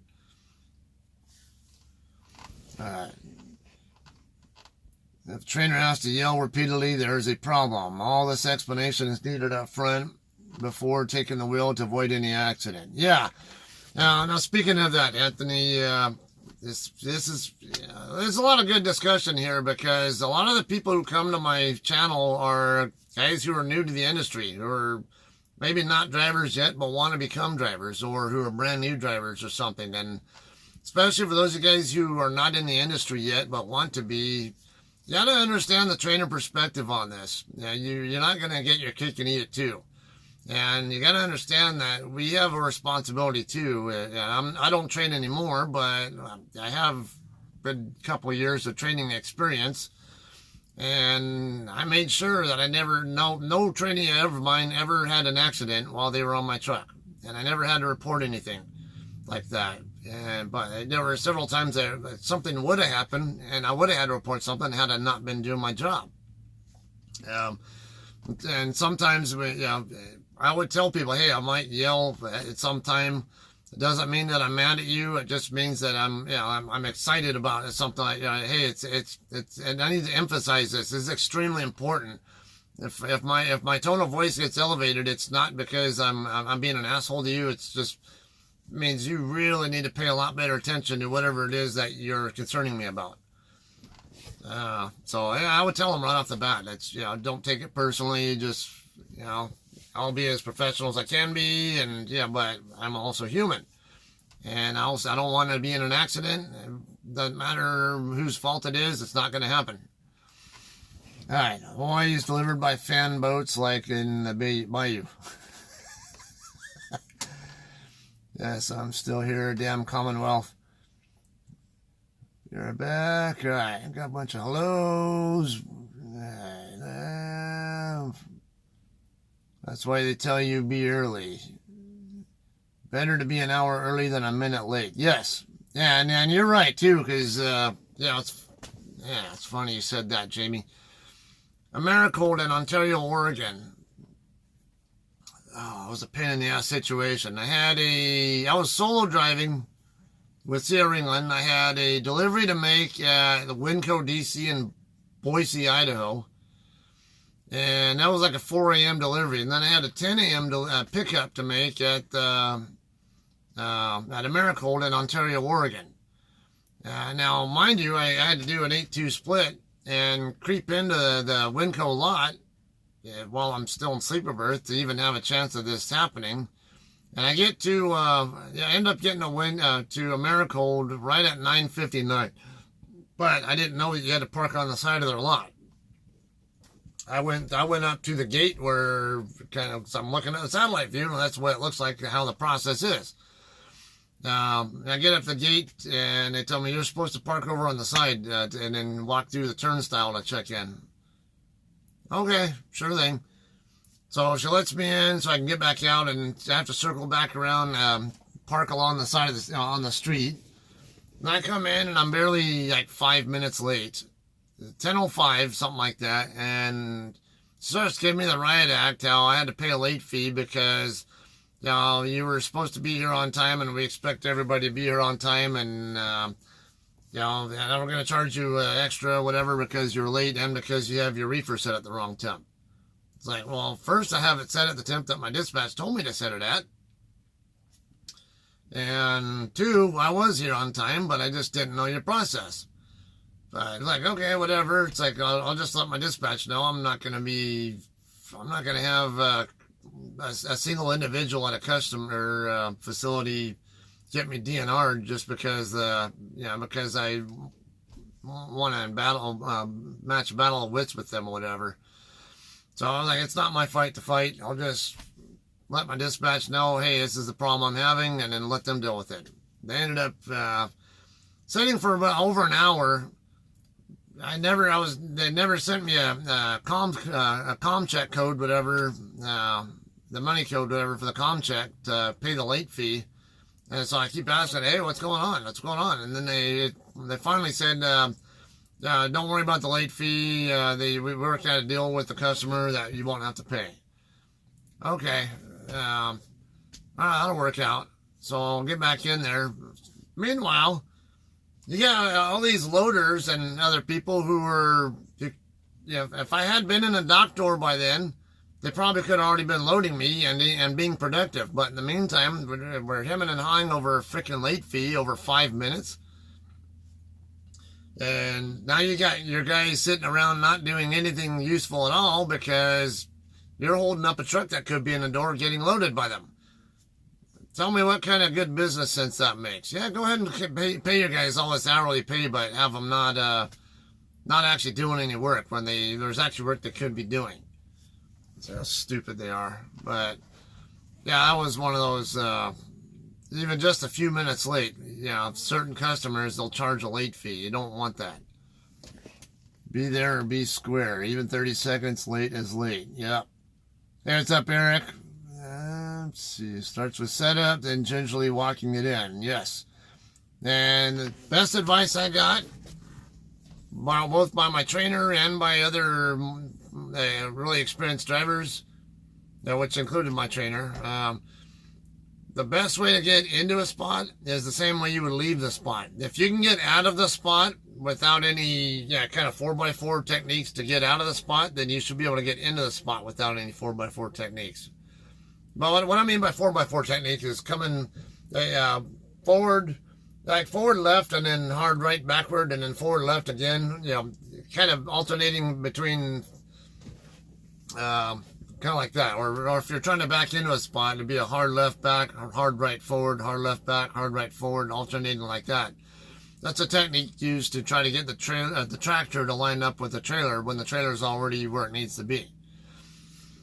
It's a really useful technique. Actually, very, very handy. But anyway, yeah, if you can get out of the spot without having to do those kind of techniques, then you should be able to get into the spot. So then it's just a matter of how do you set up so you can allow that to happen. And I see a lot of habits that in backings that I tend to not like. They can be done, but I won't necessarily call them good habits, like steering right when you're coming back. If you can, because it's coming out of the spot, you're probably not button hooking like that. You're probably just coming out and then turning left or something and then just going straight down the lane. If you can go straight down the lane when you're pulling out of the spot, then you can keep the tractor pointing straight coming back into the spot too. It's just a matter of let the trailer work its own way in and then controlling the rotation of it as it's coming in. Anthony, this discussion is great and needed. No satellite tracking needed to follow where you are. Follow with your eyes and ears and you will learn. Yes. Yeah, very much so. So like I say, a lot of you guys are, some of you guys are experienced drivers who watch me, and some of you guys are non-truckers, whatever, and just, kind of it's entertainment, whatever, and good conversation, fellowship here. But like I say, there are like 20 people on here, and I'm sure some of the lurkers might be people who are new or future truckers you can always benefit from this. So I know some of you guys who watch me regularly probably hear some of this several times, but never know who's watching, who might be watching for the first time, and who might benefit from hearing it again. So bear with me on that. If deliveries are more than 15 minutes, we put them at back of receiving line, then would charge extra receive if overtime was incurred at warehouse. That is if driver did not alert warehouse beforehand. Alright, so look like I'm all caught up. I'm going to go ahead and show you on my APU what I think might be the reason why I'm having issues. That is prone to being loose. Okay, so right here's my APU. This top.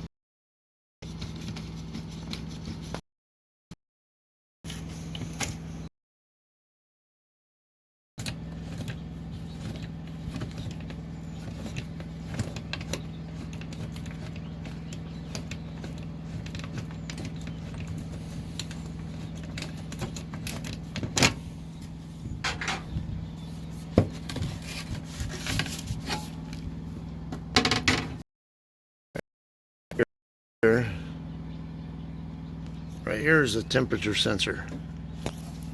Plugs in. Now I'm guessing it's loose, and that's probably what's causing my problem. So I see it in a way where it feels tighter, and that should fix it, hopefully. Now, I just got it PM'd while I was at the yard, so it should be in good shape. I know light's lighting up, so I don't know that this is actually going to fix it.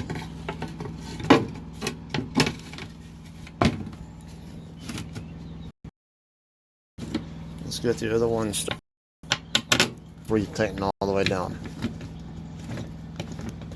That's some friendly aircraft mechanic advice right there that I'm giving you.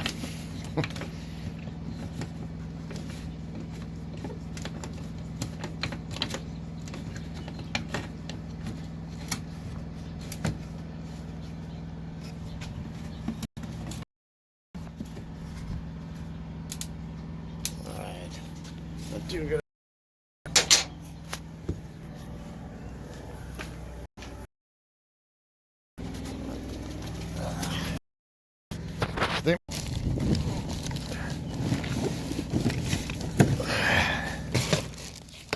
Is that it?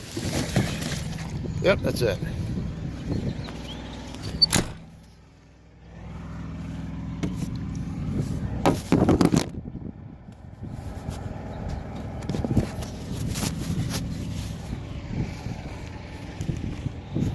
Alright.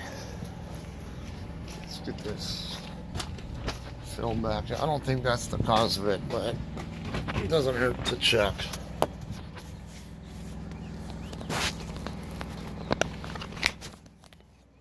Needs it anyway.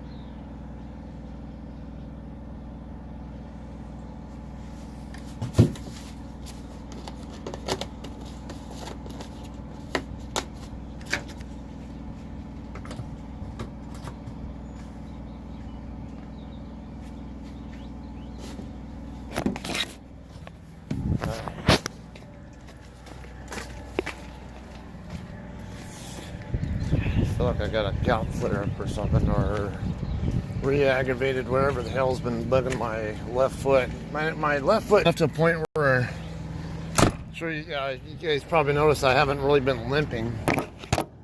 Hang on. Haven't been limping recently, but I could still feel some like discomfort or pain or whatever. Qualcomm shut off on me. So I don't want that to happen yet because I need to be able to change my status to sleeper burst when I'm done here. Okay, now APU on up.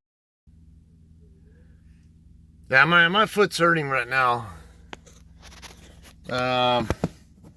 It's kind of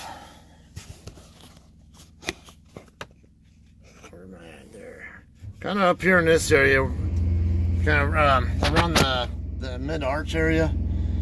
That's where it's bothering me most. So that's why I'm thinking maybe it's plantar fasciitis or maybe a hairline fracture that might have re-aggravated or something. Foot pain, not good, not good. No, definitely not. It's not fun. Okay, now let's see how long the APU runs this time. It's running now, but I'm assuming it's going to shut off, put the heater on. Alright.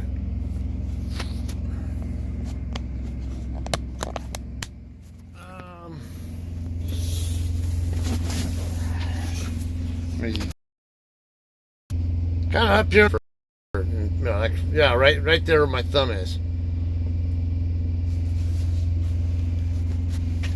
Alright, so that's kind of what I'm dealing with. Proteola. Yeah, I had to get him out of here. Speaking of, to find out, I'd give him a call and see if he's got a reload yet. I haven't seen him on here.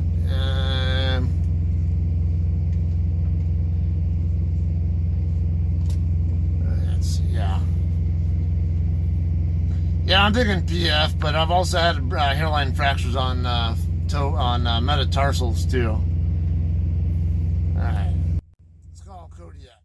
See what's if he's got a load.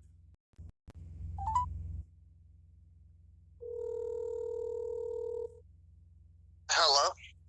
No, hello. Hello. doing?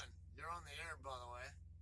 Hey, I've just been rubbing my nips all day. Oh, careful there.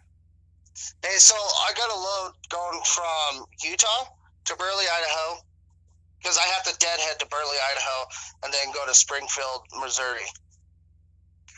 Oh, James Ewing's area. Yeah, it's fucking easy. All I got to do is take I-15 to Burley, and then I-15 from Burley to 84 to I-80 and just go down I-80 to Missouri. I don't really have to trip plan that. Yeah, you have to trip plan a little bit. Yeah, when I get into Missouri, but it's easy to get to Missouri. So what route are you going to take? From I-80. I-80 to 215. Actually, hold on. 215. Hold on. I think it was like...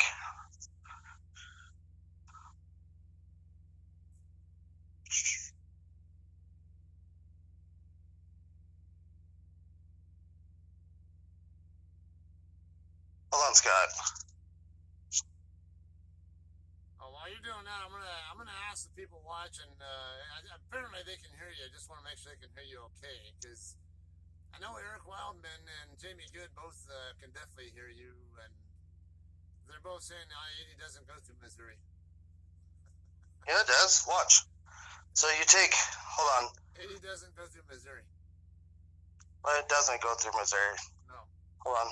You gotta trip plan this one, especially going down to Springfield from that area. I know the way I would go, but it's not just some simple interstate route.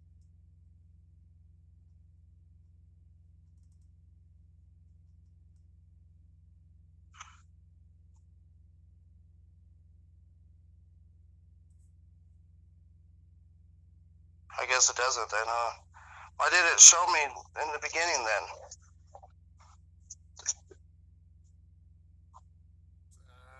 Don't know. Okay, so now Burley, for those of you guys watching who are not familiar with Idaho, is over kind of a little bit east of Twin Falls, which is kind of around central, southern Idaho.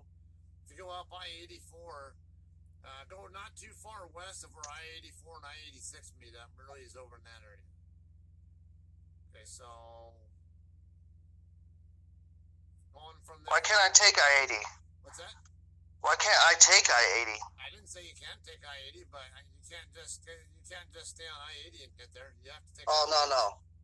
I could take I-80 to... Actually... I could take I-80 to freaking...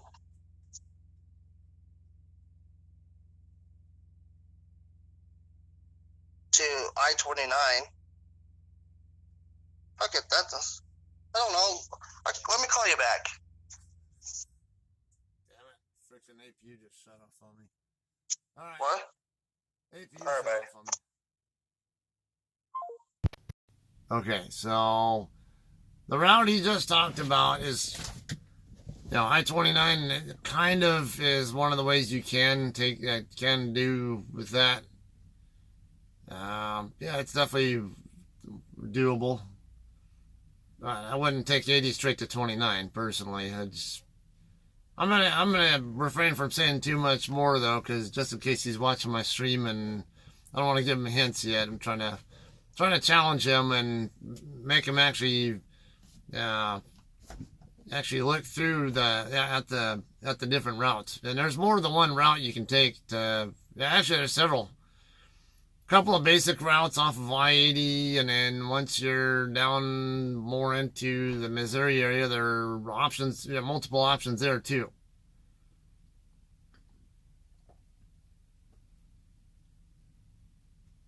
Okay, so yeah, Eric Wildman, your idea is one that I would consider for sure. Let's see. Yeah, no, Jamie's route is the one I tend to take. 80 down to, I'll take 287 down from Laramie to Fort Collins, and then 25 down to E470 over on the north end of the Denver area, and then circle around, take it around to the east side of Denver, and get on I-70 eastbound from there. But then I'm gonna try not to say too much there on the routing, so I'll get Cody actually come up with some totally from start to finish plan on how he's going to get to Springfield from Burley. Burley, I'm going to guess it might be a Miracle because I've picked up from a Miracle over there before. I think it's Burley.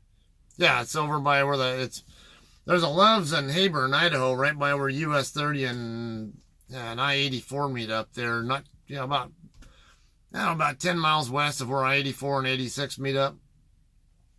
Right where 30 crosses 84, right there is a Loves, and if you go across US 30 to the west from there, it'll take you into Burley, and there's a Miracle over there. I don't know that that's where he's going, but I have been there with Sierra England, and since Sierra England and JCT are both reefer companies and tend to do a lot of the same freight, wouldn't surprise me. Most of us don't use Google Maps. Yeah, now Google Maps is exactly what I use, and I don't have a GPS. Of course, I don't. Yeah, don't need to keep talking that over and over and over. The rink was the joke part, Eric. Most of us don't. Yep, that's where I had to sit till the KW shop opened up. Didn't see the wink, Ice. Yeah, this is driving me nuts that this thing keeps shutting off, and I think I gotta maybe have a relay with the bad ground or something. Because I'm not getting error codes on that annunciator panel when it shuts off, and then normally it'll back here on the panel it'll have an error message on it that suggests that there's something wrong, and whenever I look at it, it just looks like it's like I turned it off myself.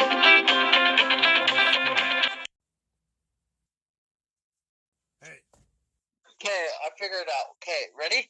Yeah. Tell me what you think. So I trip planned I-80 to Highway 2 to I-29 to I-49 to Highway 7 to 13.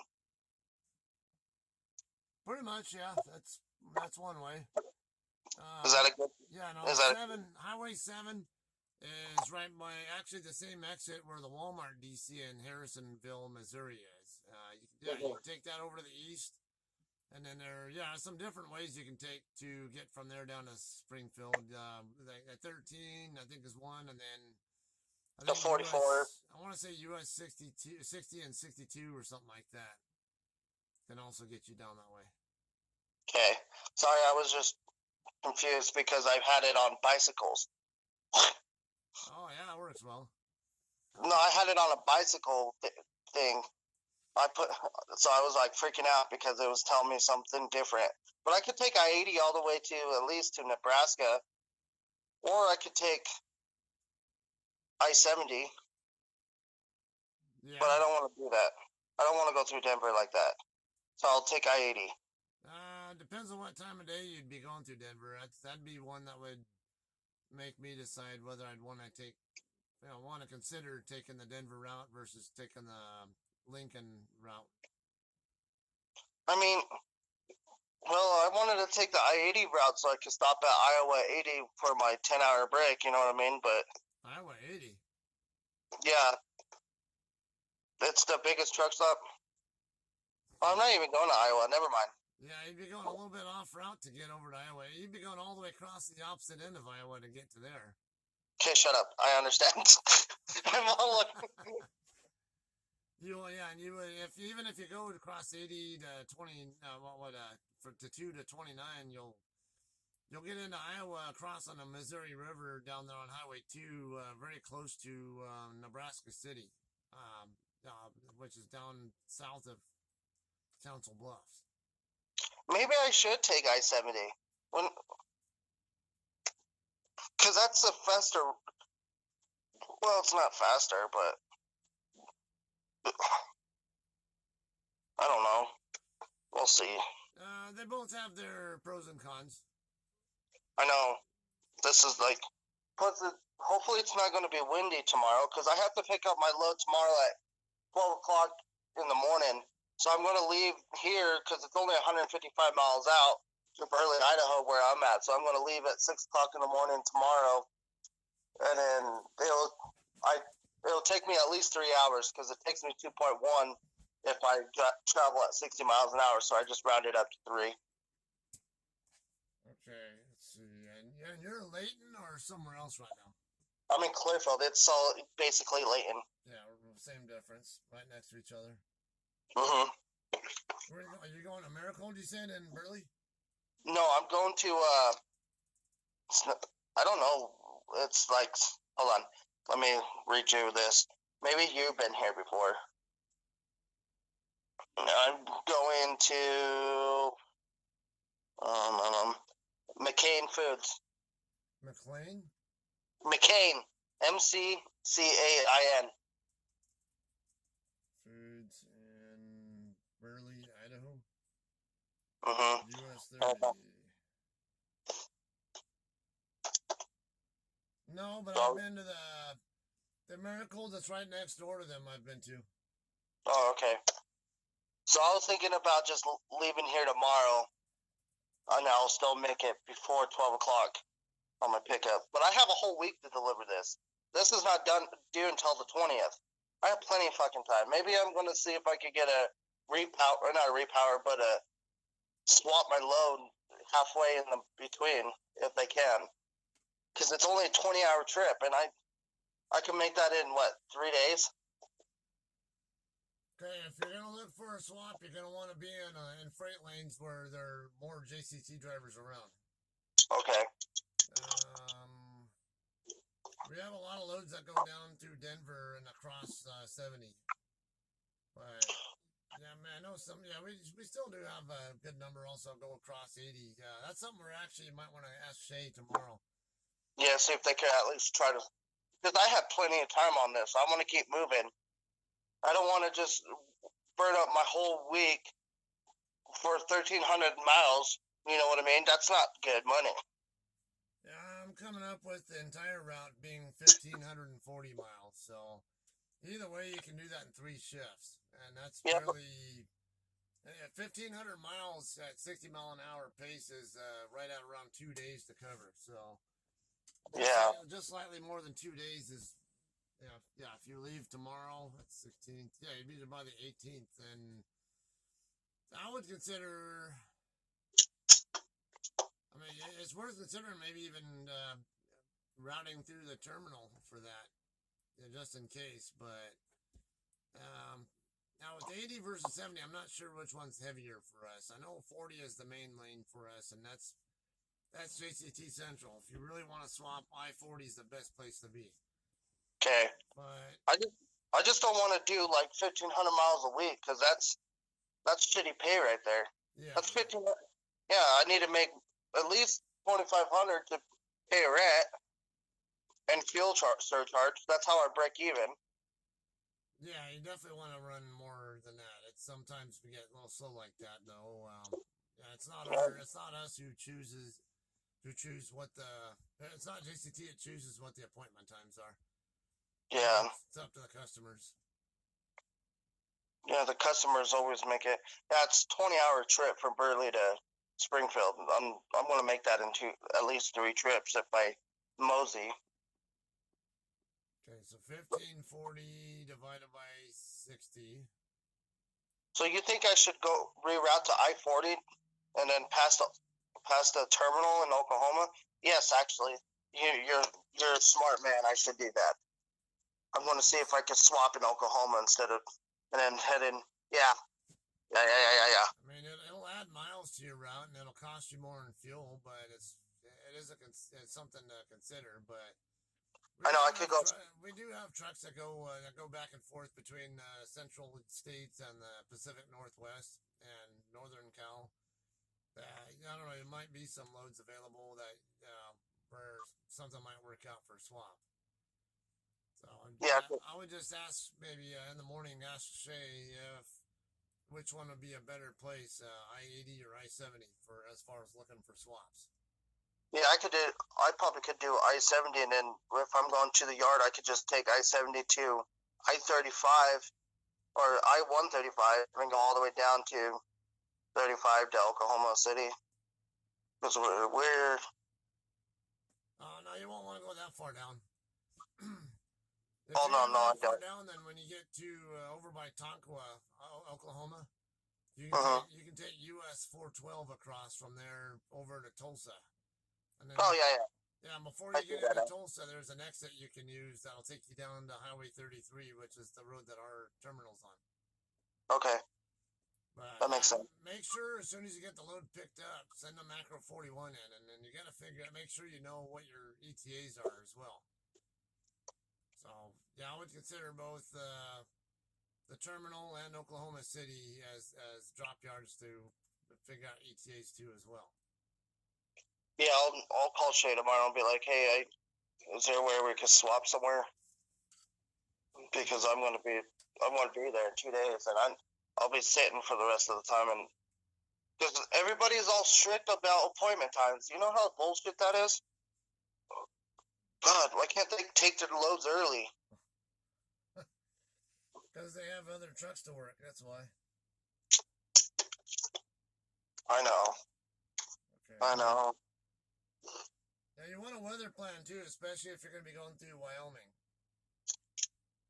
So I know, if it's you been go on, windy like here go in on Utah. weather.com and then look at the snow forecast. You can't No, really it's get a been, wind forecast, but at least get snow forecast for the next 48 hours. well, yeah. Yes, because that's probably another reason why they making it the appointment time so far is because it's still winter. So you picking up tomorrow at what time? At 12 in the morning, 12 At p.m. noon or midnight? It just says 12. It doesn't say a.m. or p.m. So I'm guessing midnight. We go by military time. There's not going to be an AM or PM. Okay, hold on. It says 1,200 hours then. Then it's at noon. Okay, that's what I thought. Yeah. It says, hold on, let's see. 3/16 Monday at 12.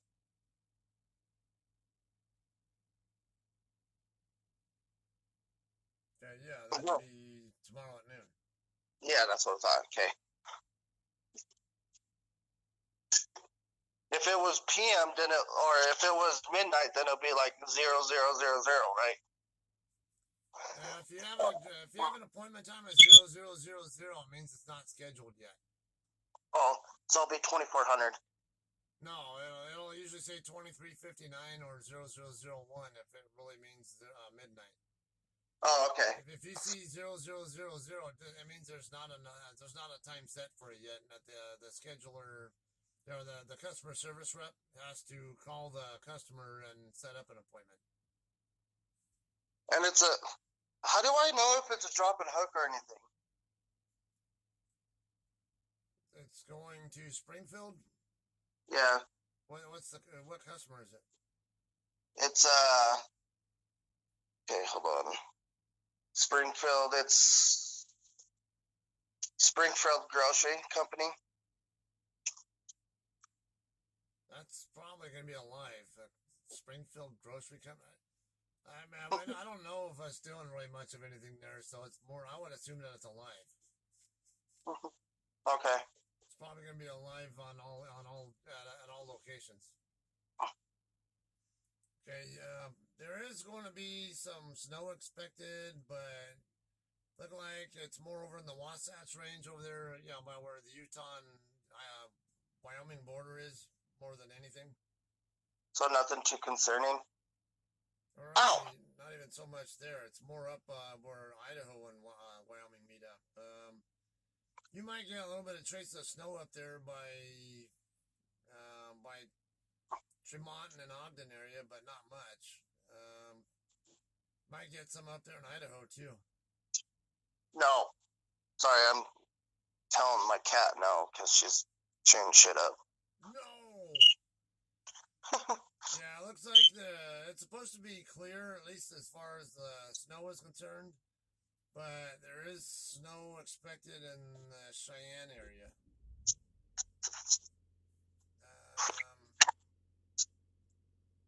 So I-70 is probably the best bet to go to. Because well, actually, oh well, it doesn't matter. It's even worth considering taking I-15 down to Spanish Fork, and then yeah, you know the route down from Spanish Fork because you did that when in the Walmart dedicated fleet over there in Corinth. So you think I should take I-15 down to Spanish Fork? It's something to consider because if it looks like you might get stuck in bad road conditions in Wyoming, where they close the road down, and it's something to consider. So I should just take the Highway 6 to 191, the Highway 6 to 70, and then 70 all the way up to... Me personally, I'd probably be okay with taking Wyoming across and going down to, I would say, shorter miles, and it looked like it's lighter snow that's forecasted in the Cheyenne and Fort Collins areas, so I can deal with lighter snow. Yeah, I'm not scared of lighter snow, but if it's like heavy snowfall, then that's something I need to worry about, and depending on the wind speeds out there too. Yeah, the wind is the real problem, and unfortunately, you can't get the forecasted winds on there. Well, I guess you can actually. Go back on there because I can pull up Elk Mountain.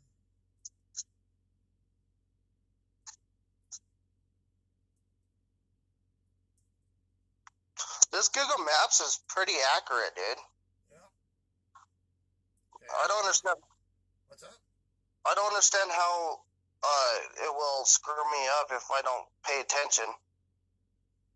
Well, I see where it can screw me up at. There are little details you gotta watch for that, that kind of like low-hanging fruit kind of stuff that if you're not paying attention, they could screw you up. Yeah. So so what's the green I-44 mean? The green? Yeah, it says I-44, but it's green. That's the traffic speed data, I think. Like, but the sign, you know how the the signs are blue, like I-44? But this is I-44 with a green sign, not... Oh, that's a business route. Okay. Where are you looking? I'm looking in, the turn off of Highway 13 into Springfield. Yeah, it'd be a business loop that goes through town. So should I try to avoid those too, or that might be the best option? No, usually those are surface streets. The only place I know of where it's a business route is actually at freeways in Sacramento. Okay. All the other ones are, if you see a green and white sign that's looks like an interstate sign, but it's green and white instead of blue and red and white, it's usually going to be a surface street. Okay, I'm looking at the forecast for Elk Mountain. Tomorrow, let's see, Monday, it's like winds will get up to about 15 miles an hour. Actually, get up to, looking like it'll peak around 18 miles an hour between 1 p.m. and 4 p.m. tomorrow. And then they should die back down. So if Elk Mountain is it's not even going to hit 20 miles an hour, I'd say you might be okay with the wind. Yeah, let's see how much pounds that they're saying I might be. Because I know we don't technically go after this, but it gives me an idea. So it says I have 1,300 pieces. The weights, it doesn't tell me the weight, but 1,300 pieces is about 40,000 pounds in my trailer. 45. 45, yeah. Let's just say 40,000. Don't quote me because I'm just guessing right now. At least 41,000. Okay, so either way, you'll have a heavy load. Yeah, because it's 1,300 pieces. Well, the pieces don't tell you anything. Because you could have 1,300 pieces of pharmaceuticals, and the whole load will only weigh like maybe 6,000 to 7,000 pounds. Or toilet paper. Yeah, exactly. Or a bunch of Did leaves. we even haul toilet paper? So yeah, I only care about the weight personally. The pieces I couldn't care less about. It's whatever it actually is. Okay, it's fine, but I'm more concerned about how heavy is the load going to be. Do I need to plan on pulling a heavy load or a light load? Yeah, they don't tell me the weight. Oh, total weight is 39,745, so about 40,000. Yeah, so you have a heavy one. Good. Everyone going through I-80, I don't have to worry about the winds until they hit like, what, 30 miles an hour, 40 miles an hour? Me personally, normally when it gets to about 35 sustained is when I'm getting off the road. 30 plus, it's a good idea to not be on the road too, but you'll definitely have to, anything above 25, plan on slowing down for. And then 35 sustained is usually the point where I'm actually getting off the road, no matter what my weight is, because 35 sustained, you'll end up getting 50 plus gusts. 20 to 25 mile an hour winds, you're more likely to see maybe 40 or 45 at most, in all likelihood. So when I see 20s, and you can see on the wind radar too when it's in the 20s, if you know what you're looking at there. I'll go through that even with a light load, but I'll go slow. Yeah. You know, and slow being like maybe 45 miles an hour, maybe even 40 or so, depending on if I feel like I need to slow down more. How much is the wind actually blowing, pushing on the side of my trailer and truck? Yeah, so you can actually feel the truck and trailer lean. Yeah, if it's strong enough. I think I have the coronavirus.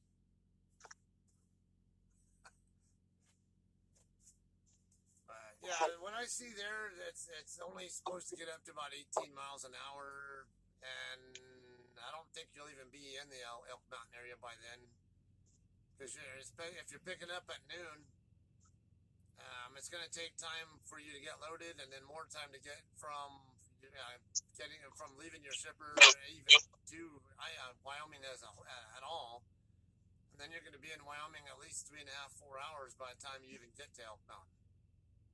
So me heading to Burley, Idaho, I'll get paid for those miles too, correct? What's that? Me heading from home to Burley, Idaho, I'll get paid for those miles, correct? Correct.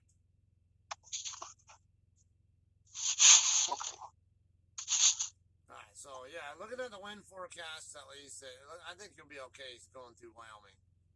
You might get some snow in spots, but it won't be. I don't think it'll be too bad. Yeah, I'm not scared of no snow. So you better not be, Mr. Utah guy. The only thing I'm scared of is the wind. That's all I'm scared of. Well, and some rain too, because if it's pouring like it was coming from Phoenix area to Utah, it was I had to slow down. I got a little bit scared. Yeah, wind and icy roads together are also bad combo.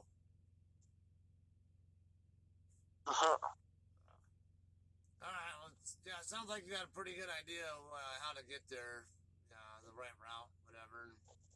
And you have options. Yeah, you have options both to get from Utah area over to Kansas City, and you also have options on how to get from Kansas City down to Springfield. Yeah. It looks like my phone is getting a little hot because it's starting to get direct sunlight. So I better get this feed shut down before it gets shut down for me. All right, man. Well, thanks for calling me. All right, you bet. All right, later. All right,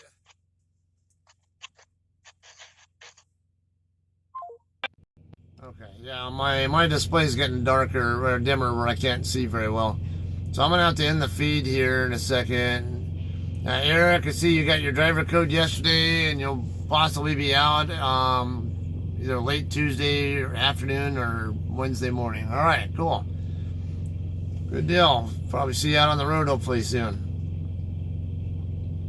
Sometimes business routes are redirected to truck routes. Yeah, that's true. Don't go off the dispatch info ever because half the time it's wrong. Yes. I didn't even get a fuel routing thing for this load that I'm picking up tomorrow. Now, it only gave me the load assignment, which I don't really care because I never look at I really don't pay any attention to the fuel messages anyway.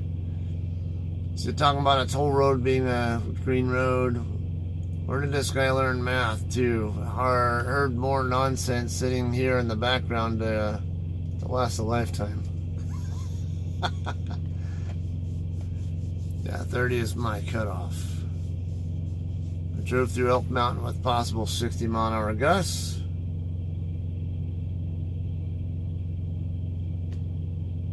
Alright, bunch of blah, blah, blah, blah, blah, blah, blah. Tom, MIA for 4 days. Damn. I know he's been talking in the Critter Corner chat every so often, but... Me's been fucking with that thing called life. Oh, yeah, and then, of course, Tom's here. Alright, Mish, are you going to be streaming today, or are you off today? Because if you're going to be streaming, plug you or something. Let people know that you're going to be on, and we can watch your stream if you'll be up. But that being Sunday, I figured you're probably off.